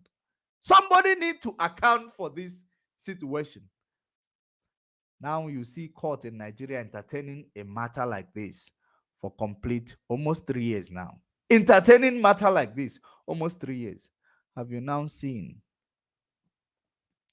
that there is someday I told there is someone I was speaking to one day. I told them that I'm taking my school kid to the zoo, for excursion to the zoo. You know what they said? You know what that person asked me? They asked me, "Is it zoo? You mean you're coming to Nigeria?" I busted into laugh. Like you see, I was surprised. I didn't see that coming. For real, I didn't see that coming. Like I was thinking, uh, but it took me a while to configure, and it took her a while to understand exactly what I was saying, because of course there is no more physical zoo. If you zoo where you see animals, it is no longer. I don't think it is still in Nigeria. So when somebody talk about zoo, Nigeria becomes a zoo because the way they actually do their stuff. If you call them zoo, you didn't insult them. You're actually promoting them, because you can call them jungle. At least zoo animals are in places according to their species. But in jungle, everything are tokogo. Enwero nke ma ebe o si. Onye ọbụla nke fụta na olie nwanne ya. Anybody can, every time, anytime can be a tea time. So I don't think that person made a mistake thinking that I was talking about taking the children to Nigeria. But while I was talking about taking the kids to the zoo where they have fun, see animals, explore. Now, that's by the way. So, will you blame that person having seen a situation like this? The court of Nigeria, judiciary has been entertaining this matter, holding somebody on arbitrary detention. Holding somebody in arbitrary detention, solitary confinement for that matter, for the past 2+ years. And you call Nigeria a country. So, if Supreme Court of Nigeria, which is the apex court of the land, decided to, to insult the judicial process, just like it was done in election tribunal, because that election judgment did not. Supreme Court is not the one to blame about Nigeria election. It is election tribunal, because they knew the truth. They made this judgment in a way that it does not have prospect of appeal, but they went to appeal anyway. So in a situation like this, it is not Supreme Court that gave Tinubu a pass. Supreme Court does not try a case. They don't try a case, they do oversight. Their job is more of oversight in a existing judgment. Rather than trying a case, they don't try a case, they do oversight. Now, at the end of the day, the appeal court delivered a judgment in line with the law, within the ambit of the law. Now, the judgment says this case cannot be tried anywhere in Nigeria, as the issue of jurisdiction becomes crucial. It has no jurisdiction to be tried any place in Nigeria. So why was Mazen Nnamdi Kanu still in jail, in solitary confinement for, after that, 1 year? Because you had somebody like Malami, Attorney General, who has corruption charges, in Nigeria. Billions of dollars realized from the illegal sales of petrol, of crude oil, Bonny Light crude oil. Nobody actually, called him to to answer for such. He is still a free man, going to about his businesses, even though he is a criminal. In his criminality, he held Mazen Nnamdi Kanu in arbitrary detention when he is supposed to be in detention as a corruptible or corrupted attorney general who oversight the activities of the judiciary. Have you now seen that every politician that attend the position of leadership, they bring their own, different rogue and place there. Different rogue and place there. Because it becomes a bureaucratic situation.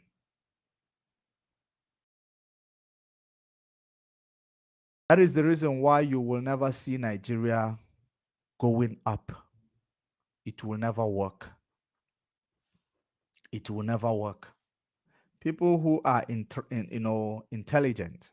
I'm not talking about people who are educated, because people you see in Nigeria, most of them, when you see educated people, most of them, in fact, some of them, educated people, some of them in Nigeria, or will I say overly educated people in Nigeria, you find them being ignorant of the fact that this amalgamation is not compatible. This diversity is dangerous. It is not working. It is not workable.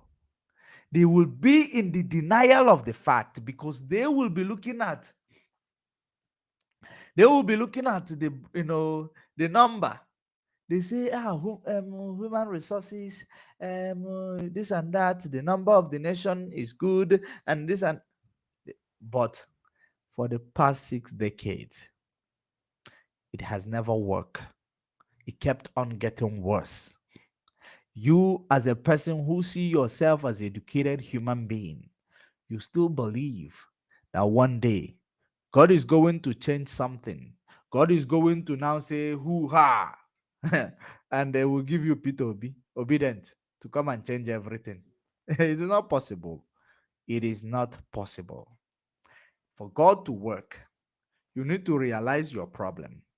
When you realize, God plant in your mind in order to introspect, to check exactly what is your problem. What is your problem and what is my contribution to this problem? Now, from now knowing your problem, after the introspection, now you decide, now you solicit for solution to that problem. That is the abilities of human being. So, are we different human than the Europeans? Because they are able to know their problem and solicit for solution or seek for solution for their problem, and they solve it and they move on. Now, our people, we might know our problem, but we don't want to come away from our comfort zone because we believe we have faith. Faith gbakwa ọkụ. Faith gbakwa ọkụ. If it is something that is done by faith or through faith, onwe ndị karịa n'otu anụnwa na-efe efe. In fact, if I wish you to go America, and where faith they go America. But because so many of you are overly educated, which is very problematic in the nation building and growth of a nation, now you are going to be, China is a lot of population, they are doing well. Are they diverse? What type of diversity do they have? Is it dangerous one? Is it toxic diversity? Our problem is not about, being diverse, but our problem is the toxic, toxic in our diversity. Being toxic, and our problem is dangerous competition.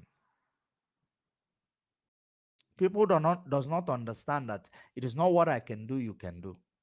If I am entrepreneur, maybe you are an engineer.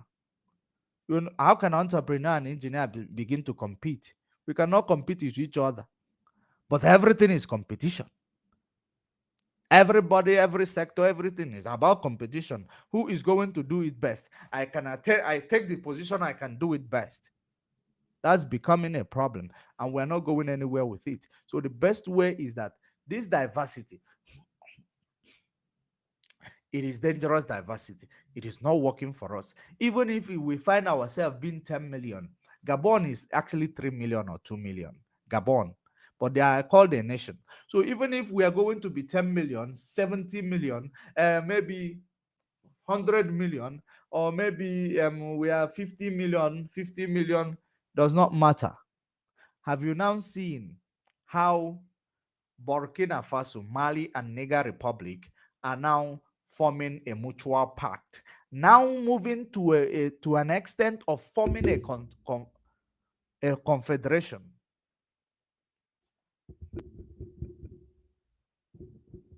going to the point of forming a confederation.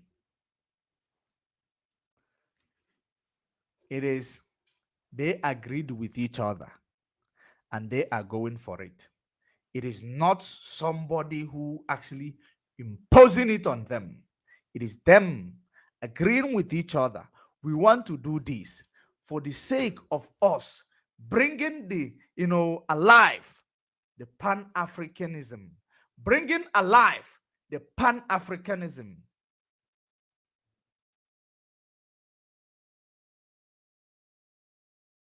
while we are protecting our interest, as we are being excluded across the world because we are fighting for our own benefit. Because whenever you begin to fight for your own benefit, freedom, you become terrorist to another person. That's what the world see you to be. But if you see what is going on in the Middle East today, it is now opening the eyes of the world. It is opening the eyes of the world to see exactly what the world is made of. It is not about now people who come to act, they are holy. They are holier than holies. You are now seeing people and double standard. You have seen it. When it was Russia-Ukraine war, it was like Russia is evil. Russia is evil. They invaded Ukraine. People who were telling you they are evil. Today, what is going on? What are they supporting? You see? Now, you find out when Vladimir Putin wanted to go to South Africa. Hey, if you go there, you should arrest him, arrest him, arrest him, arrest him. But he went to UAE the other day. Right? He went to UAE. I did not hear something like arrest him there, arrest him there. Because Africa is a playground for the North. No, everybody. It's a playground even for the big nations in the global South.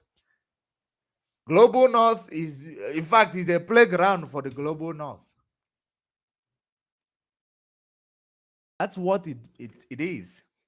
And that is what it will continue to be until we know our problem and we solve it. If we cannot solve our problems, we will never ever stop being a guinea pig generation or play field for the global North. We will never. Because, first of all, discover your problem. Secondly, seek for solution. Thirdly, utilization of your solution.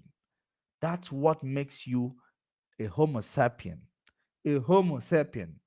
Evolution of a man. A man has a large brain. We are not like animals, which have small brain. We have a large brain that can be able to think, except if we are Homo erectus, we are not being told.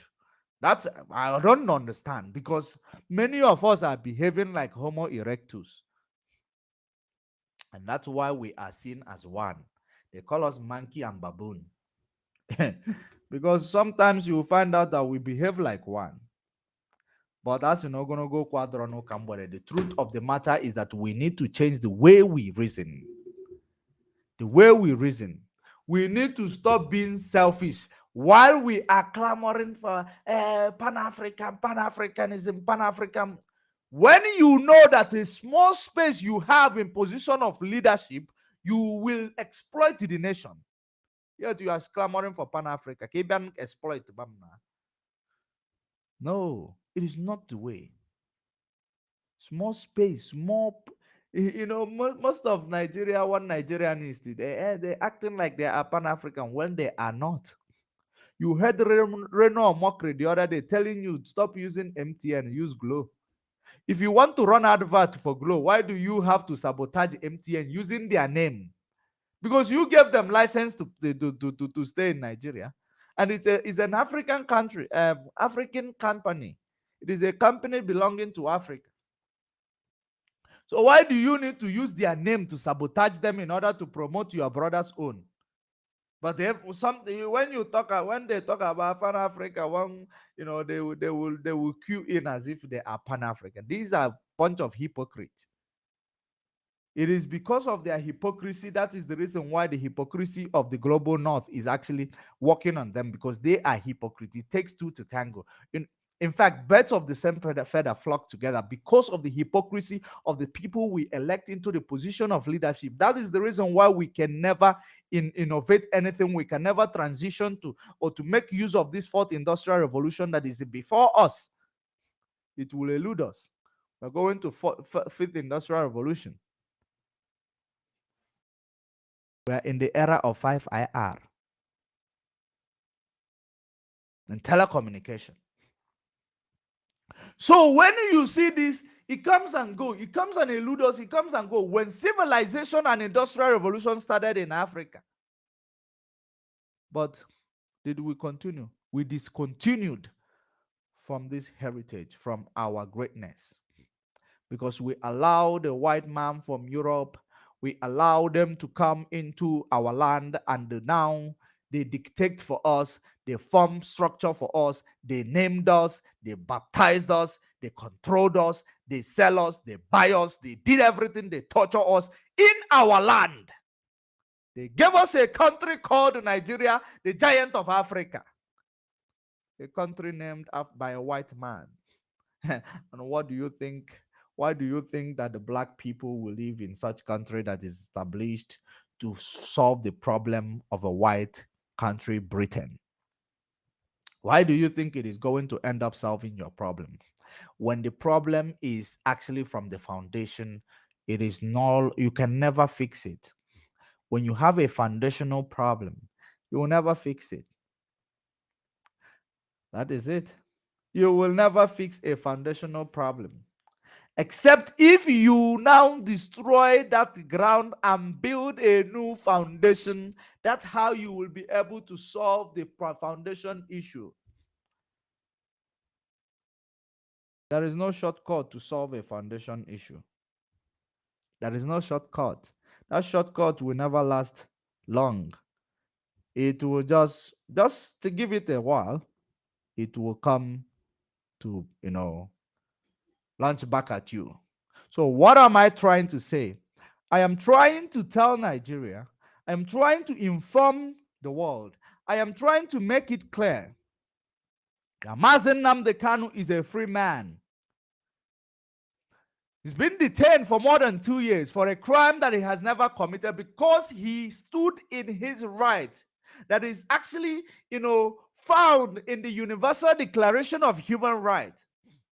Even in Geneva Convention, it is backed up. Now you are now telling us that Mazen Nnamdi Kanu committed a crime for calling for a better deal or calling for secession from Nigeria. When I can wake up one day and say that, hey, I'm tired of this marriage, I need to divorce. There is no difference, right?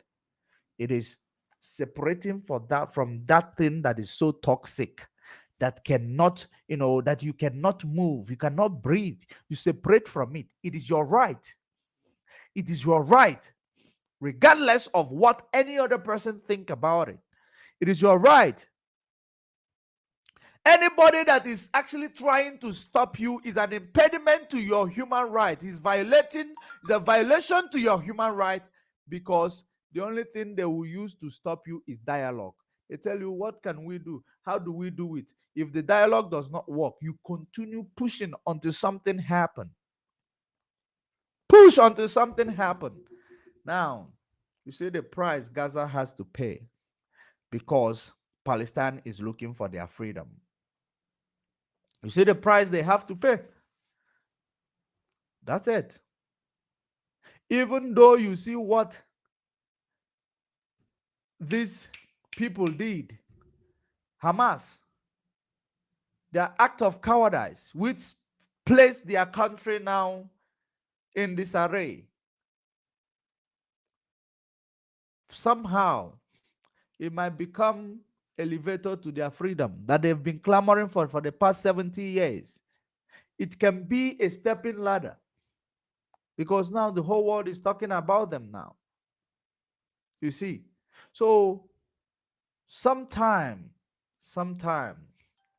those who want to destroy you might end up elevating you, because Hamas maybe wanted to destroy Palestine through external force by going to launch an attack that they cannot defend. But now it is going to be a freedom for Palestine, because the whole world, people, it didn't go to the way it normally goes. It is no longer business as usual. People are now waking up. Even Obama is also condemning what is happening in Palestine, even though he didn't condemn what is happening in Nigeria, in Biafra land. Nigeria is doing against Biafrans. You don't consign them now. So you don't see them as you see them. Of course, many people in politics, some people even resign in the political space in the United States just to, they call what is happening in Palestine, they call it a genocide that they cannot stand to watch. So if you look at what is going on, you will understand that there is a lot of double standard in the world. So for you to win, you need to be consistent. You need to be willing to pay the price. What are you willing to do for your freedom? One man's freedom is another man's terrorist. That you should understand. What are we willing to sacrifice for the sake of our freedom?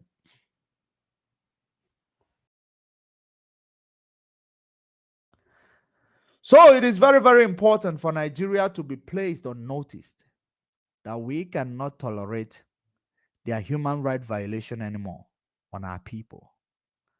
As we are awaiting for them to release Mazen Nnamdi Kanu, it will be a better deal for all of us in Nigeria.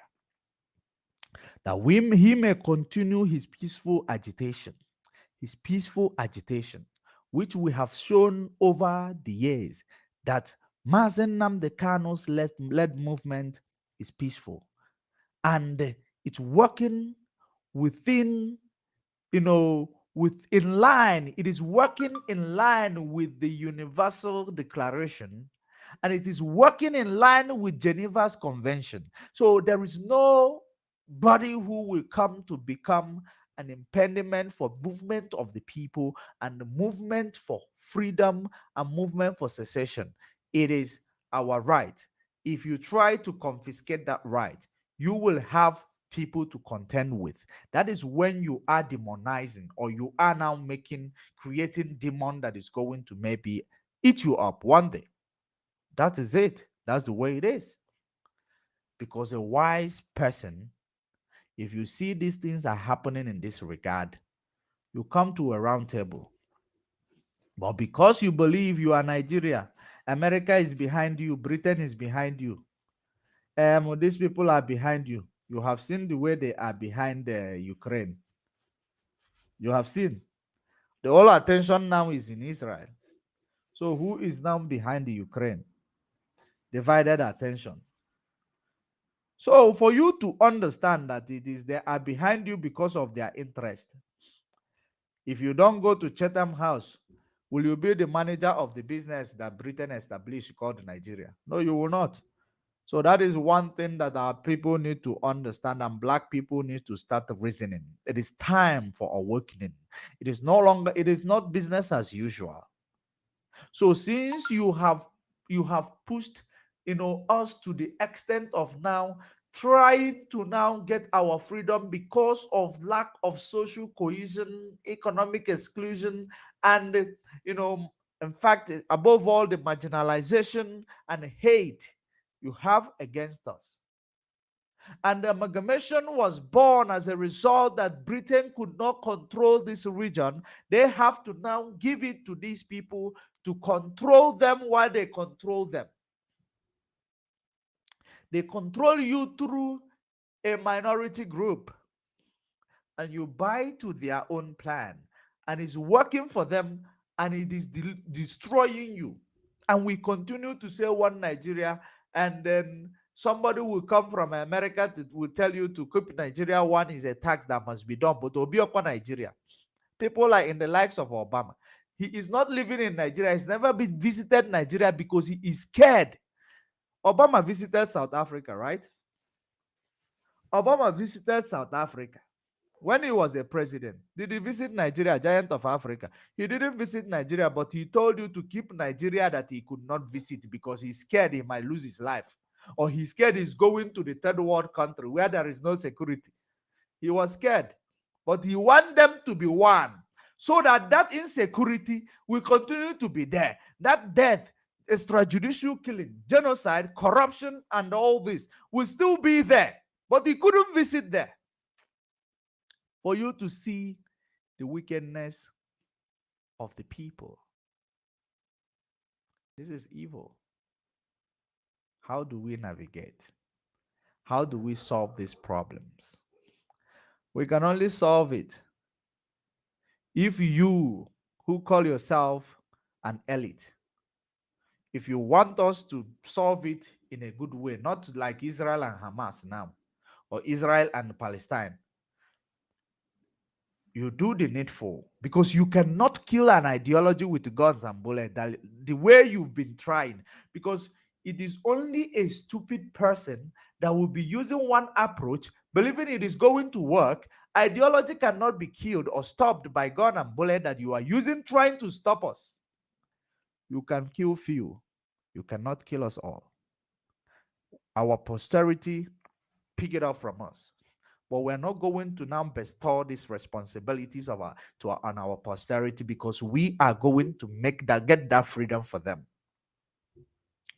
That is about this generation, because we have refused to be the guinea pig or make our posterities the guinea pig of this era. We are moving forward to achieve our independence, our freedom. We don't want to be controlled by one, policy made in Britain. We no longer want to be controlled by external powers. We want to have our future. We want to actually shape our future in our own terms. That's what we want. That's what we are asking for peacefully. And we are continuing to explore every peaceful means possible to achieve our freedom. But in a situation whereby this peaceful means is not yielding the kind of fruit that we are looking for, we might go otherwise. But we are peaceful movement. Peaceful movement until otherwise. That's why we started with campaigning, awareness, everything we are doing in line with the Universal Declaration of Human Rights, in line with Geneva Convention, in line with every law of any country where we are domiciled. So that is the reason why we continue to agitate peacefully.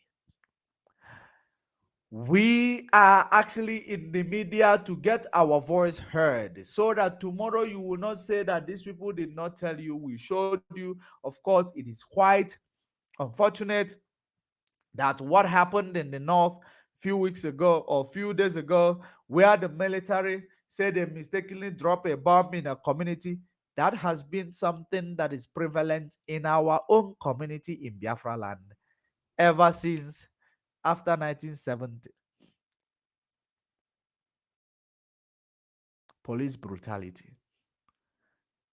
It is actually a norm in our land. Over policed. We are over policed.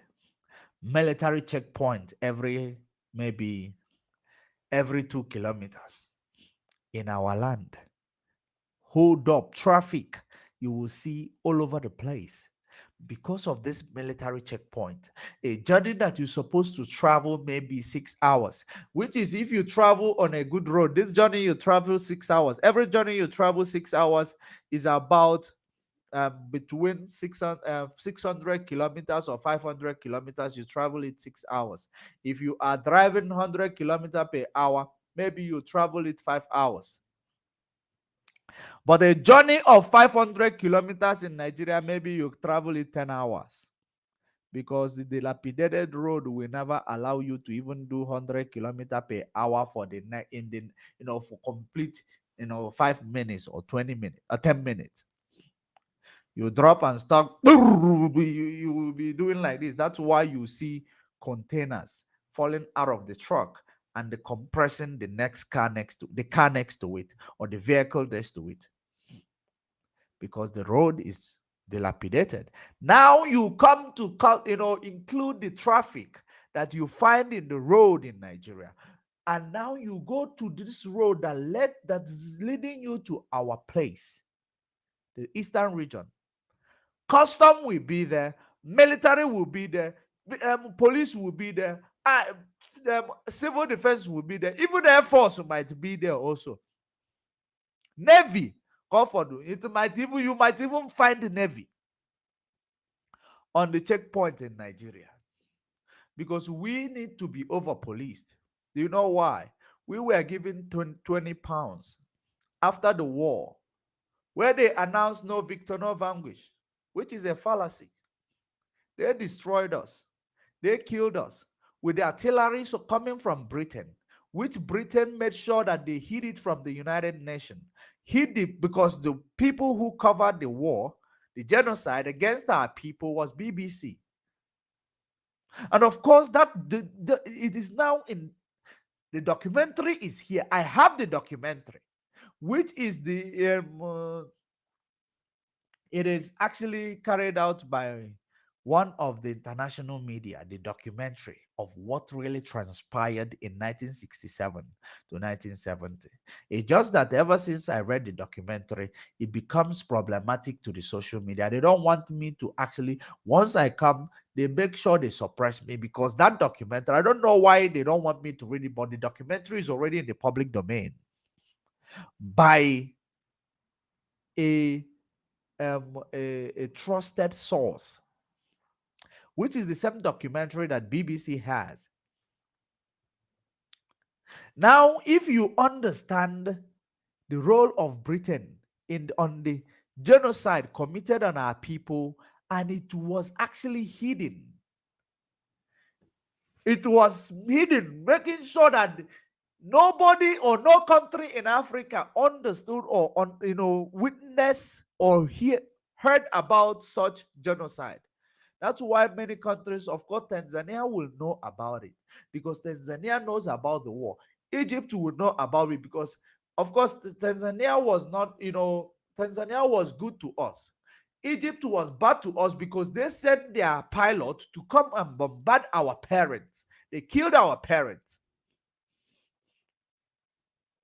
So, but this type of war that took away the life of more than 3.5 million women and children, the same war that the people in Africa does not know about, because it was actually, hidden from the people. It is only the mainstream media that existed that time. There is nothing like social media. So every genocide, whatever they committed, it stays there, it ends there. It does not come out of there. That's exactly the reason why you found our 3.5 million women and children, our parents and our uncles, and our, maybe I can't say our siblings, but They died as a result of that war. As a result of that war.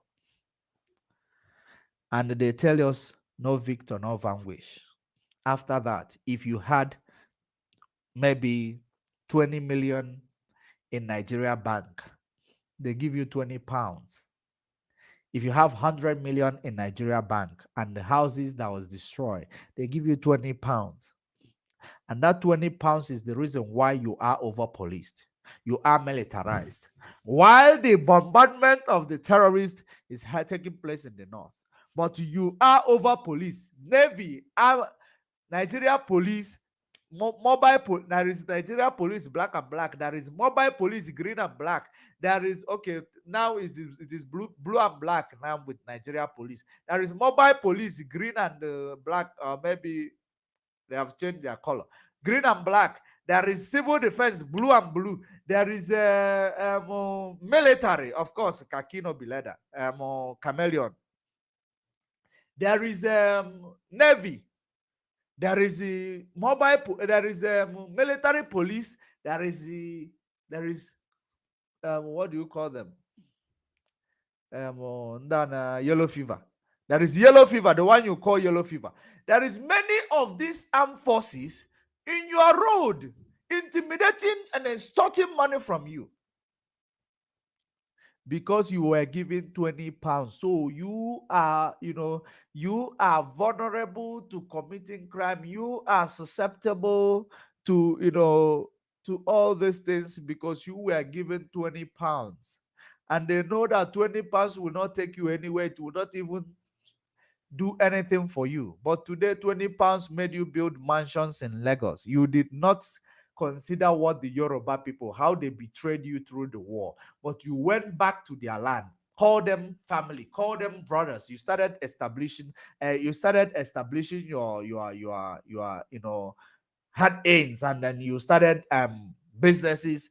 You started investing in their land, leaving your own land behind because it was destroyed as a result of the war. Seaports were closed. There is no international airport, but you are entrepreneurial spirit. You have the entrepreneurial spirit. You are the business motivator.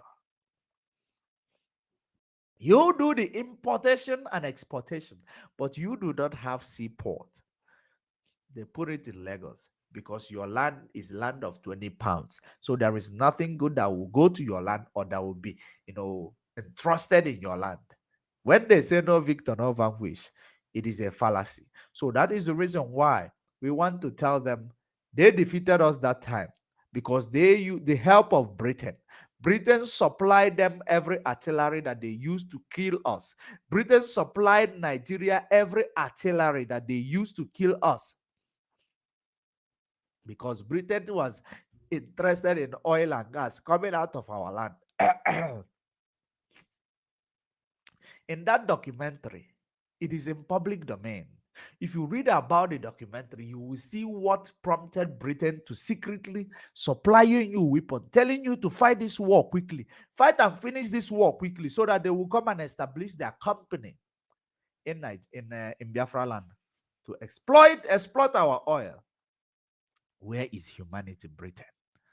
Where is humanity, Britain? And the countries in the global north? Where is humanity? And today we're still grappling with the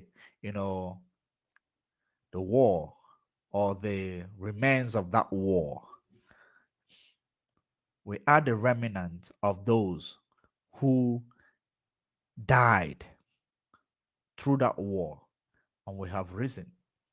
And this time around, we're not going to be, that's why we started with the awareness campaign, so that there will be nothing like BBC who will come and they censor everything, not report what's going on because power in Britain is telling them what to do. It is no longer going to be like that. But we know that Facebook, YouTube is dealing with us. But at the end of the day, we're not looking at their numbers. We continue to push because somewhere, somehow, it will open. One day we are going to get it to people. People will hear our voice. They will know what we are talking about. The truth that is already established will never be taken away. It is only truth if you dip it under the ocean, one day it will come surfacing. For those that it is meant for to see them, it is very, very important we know that this freedom we have embarked upon, it is a difficult task because we are not fighting against flesh and blood. We are fighting against principalities and powers. And that powers and principalities is from high places. We can only destroy it with love amongst ourselves. You see, Nigeria. Nigeria cannot hold us down. Nigeria cannot hold us down. You see, those few individuals that are coming from our land, selling us for pittance, for peanuts, in order to establish themselves, they are nobody. If we come together and love ourselves, if we have patience for one another, not when somebody speak their mind, you call them sabo. No, you must be able to respect people's opinion.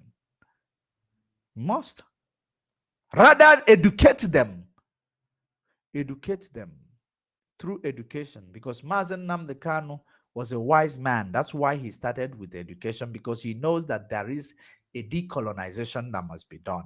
He knows there is a real learning that must be done, and learning and relearning that must be done. That's why he started in the media space, to make sure he educates you whilst also creating awareness of his plan to the world, so that you will not say you didn't hear us. You heard Judge Money. We are calling on Nigeria government to release Mazen Nnamdi Kanu because he's already free by the court. That's why I decided to give you, a bit analysis of this issue of jurisdiction, what it actually presents. Because Nigeria government, if they are people who actually fear the law or the rule of law, the process of the law, they're supposed to actually be scared, because this case is going to bounce back at them. But they don't care about the rule of law. The law will decide and they do what they want. In your Nigeria today, you will find out that the traditional rulers are now being selected by your governors and presidents. But there is a story I was following where a president actually, congratulated a traditional ruler, but court to say that no, it is not going to stand. The traditional rulers, there must be an investigation done. It happened in the Zulu nation of South Africa. So that there must be court nullify that mandate. Court nullifies that mandate that is actually, approved by the president. Court nullified. Which court go fit do am for Nigeria? You decrease. Which court go fit do am for Nigeria? When governors are the ones selecting traditional rulers, giving them title, be there so that they will use them for their political parties, because we have bastardized our own traditions. So those people who call themselves Ndomen and Andon, and you have a lot of work to do. Start with your traditional rulers. Start making them to understand the reason why they are called the traditional ruler, because they become the custodians of the land. They're supposed to stop sun, narrow. Because that is the place where you're supposed to actually start your awareness from. Governor does not have any autonomy over them. Governor does not have right over them. Rather, they are the ones who have right over governor, because they can call their community, you shouldn't vote this governor because he's a criminal. He's not doing what we want. We cannot vote him. We make sure he goes out. That is the autonomy of a traditional, but it has been bastardized. Today, you can never find them speaking and carrying it out, because they are now puppets of the West. They use them to divide you. Capture a president, you capture a nation. Capture a governor, you capture a state. Capture a traditional ruler, you capture a village or community. That's the way it is. Divide and rule. Until we meet again. Don't forget, Mazen Nnamdi Kanu is coming out in 2 days' time. Otherwise, Tinubu's administration will now know the existence of this struggle for self-determination, because we are going to even go under his bed. We are going to go to his mattress, to his phones, to make sure we discover every of his atrocities. We are going to bring it to the world. We are going to destroy Nigeria with the truth by presenting it to the world. That's why we are here. He will feel the wrath of people trying to be free from oppression, lack of inclusivity, economically and otherwise. Do the right thing.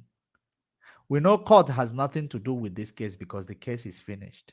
So if court decide to insult and embarrass themselves before the world, that means the rule of law is not respected. So if any other person decide to go contrary to, to the rule of law, you have yourself to blame. Nigeria will have themselves to blame because the rule of law does not work. So, great and wonderful people of Biafra, great people of Africa, this is where we are going to leave it until we meet again.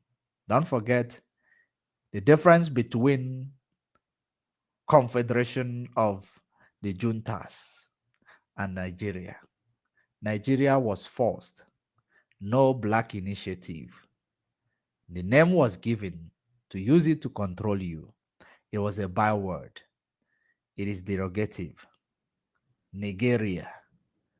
So now, these people are forming their own Born of Black initiative. They gathered and agreed. This one you did not gather to agree. You were forced to into it. That's why to destroy that status quo, that amalgamation is a task that must be done. So let me recognize those in the comment section. Adaneka Adline, thank you for joining us. Ike Chukwunaji, thank you for joining us. There are not much I cannot see from Twitter. From Twitter, we have more, audience. Of course, we know that people who are watching it on Twitter, they are important people, and the people we are talking to actually. They are important people and the people we are sending the message to. So, of course, they might not want to comment, they just want to listen. But we know one way or the other, the message will hit them. Isaiah Height, many so called African Americans are trying to return home. Let me see your message.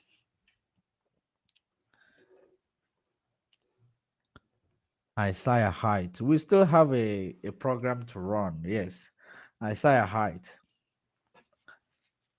And you are one of those African Americans who want to return home, right?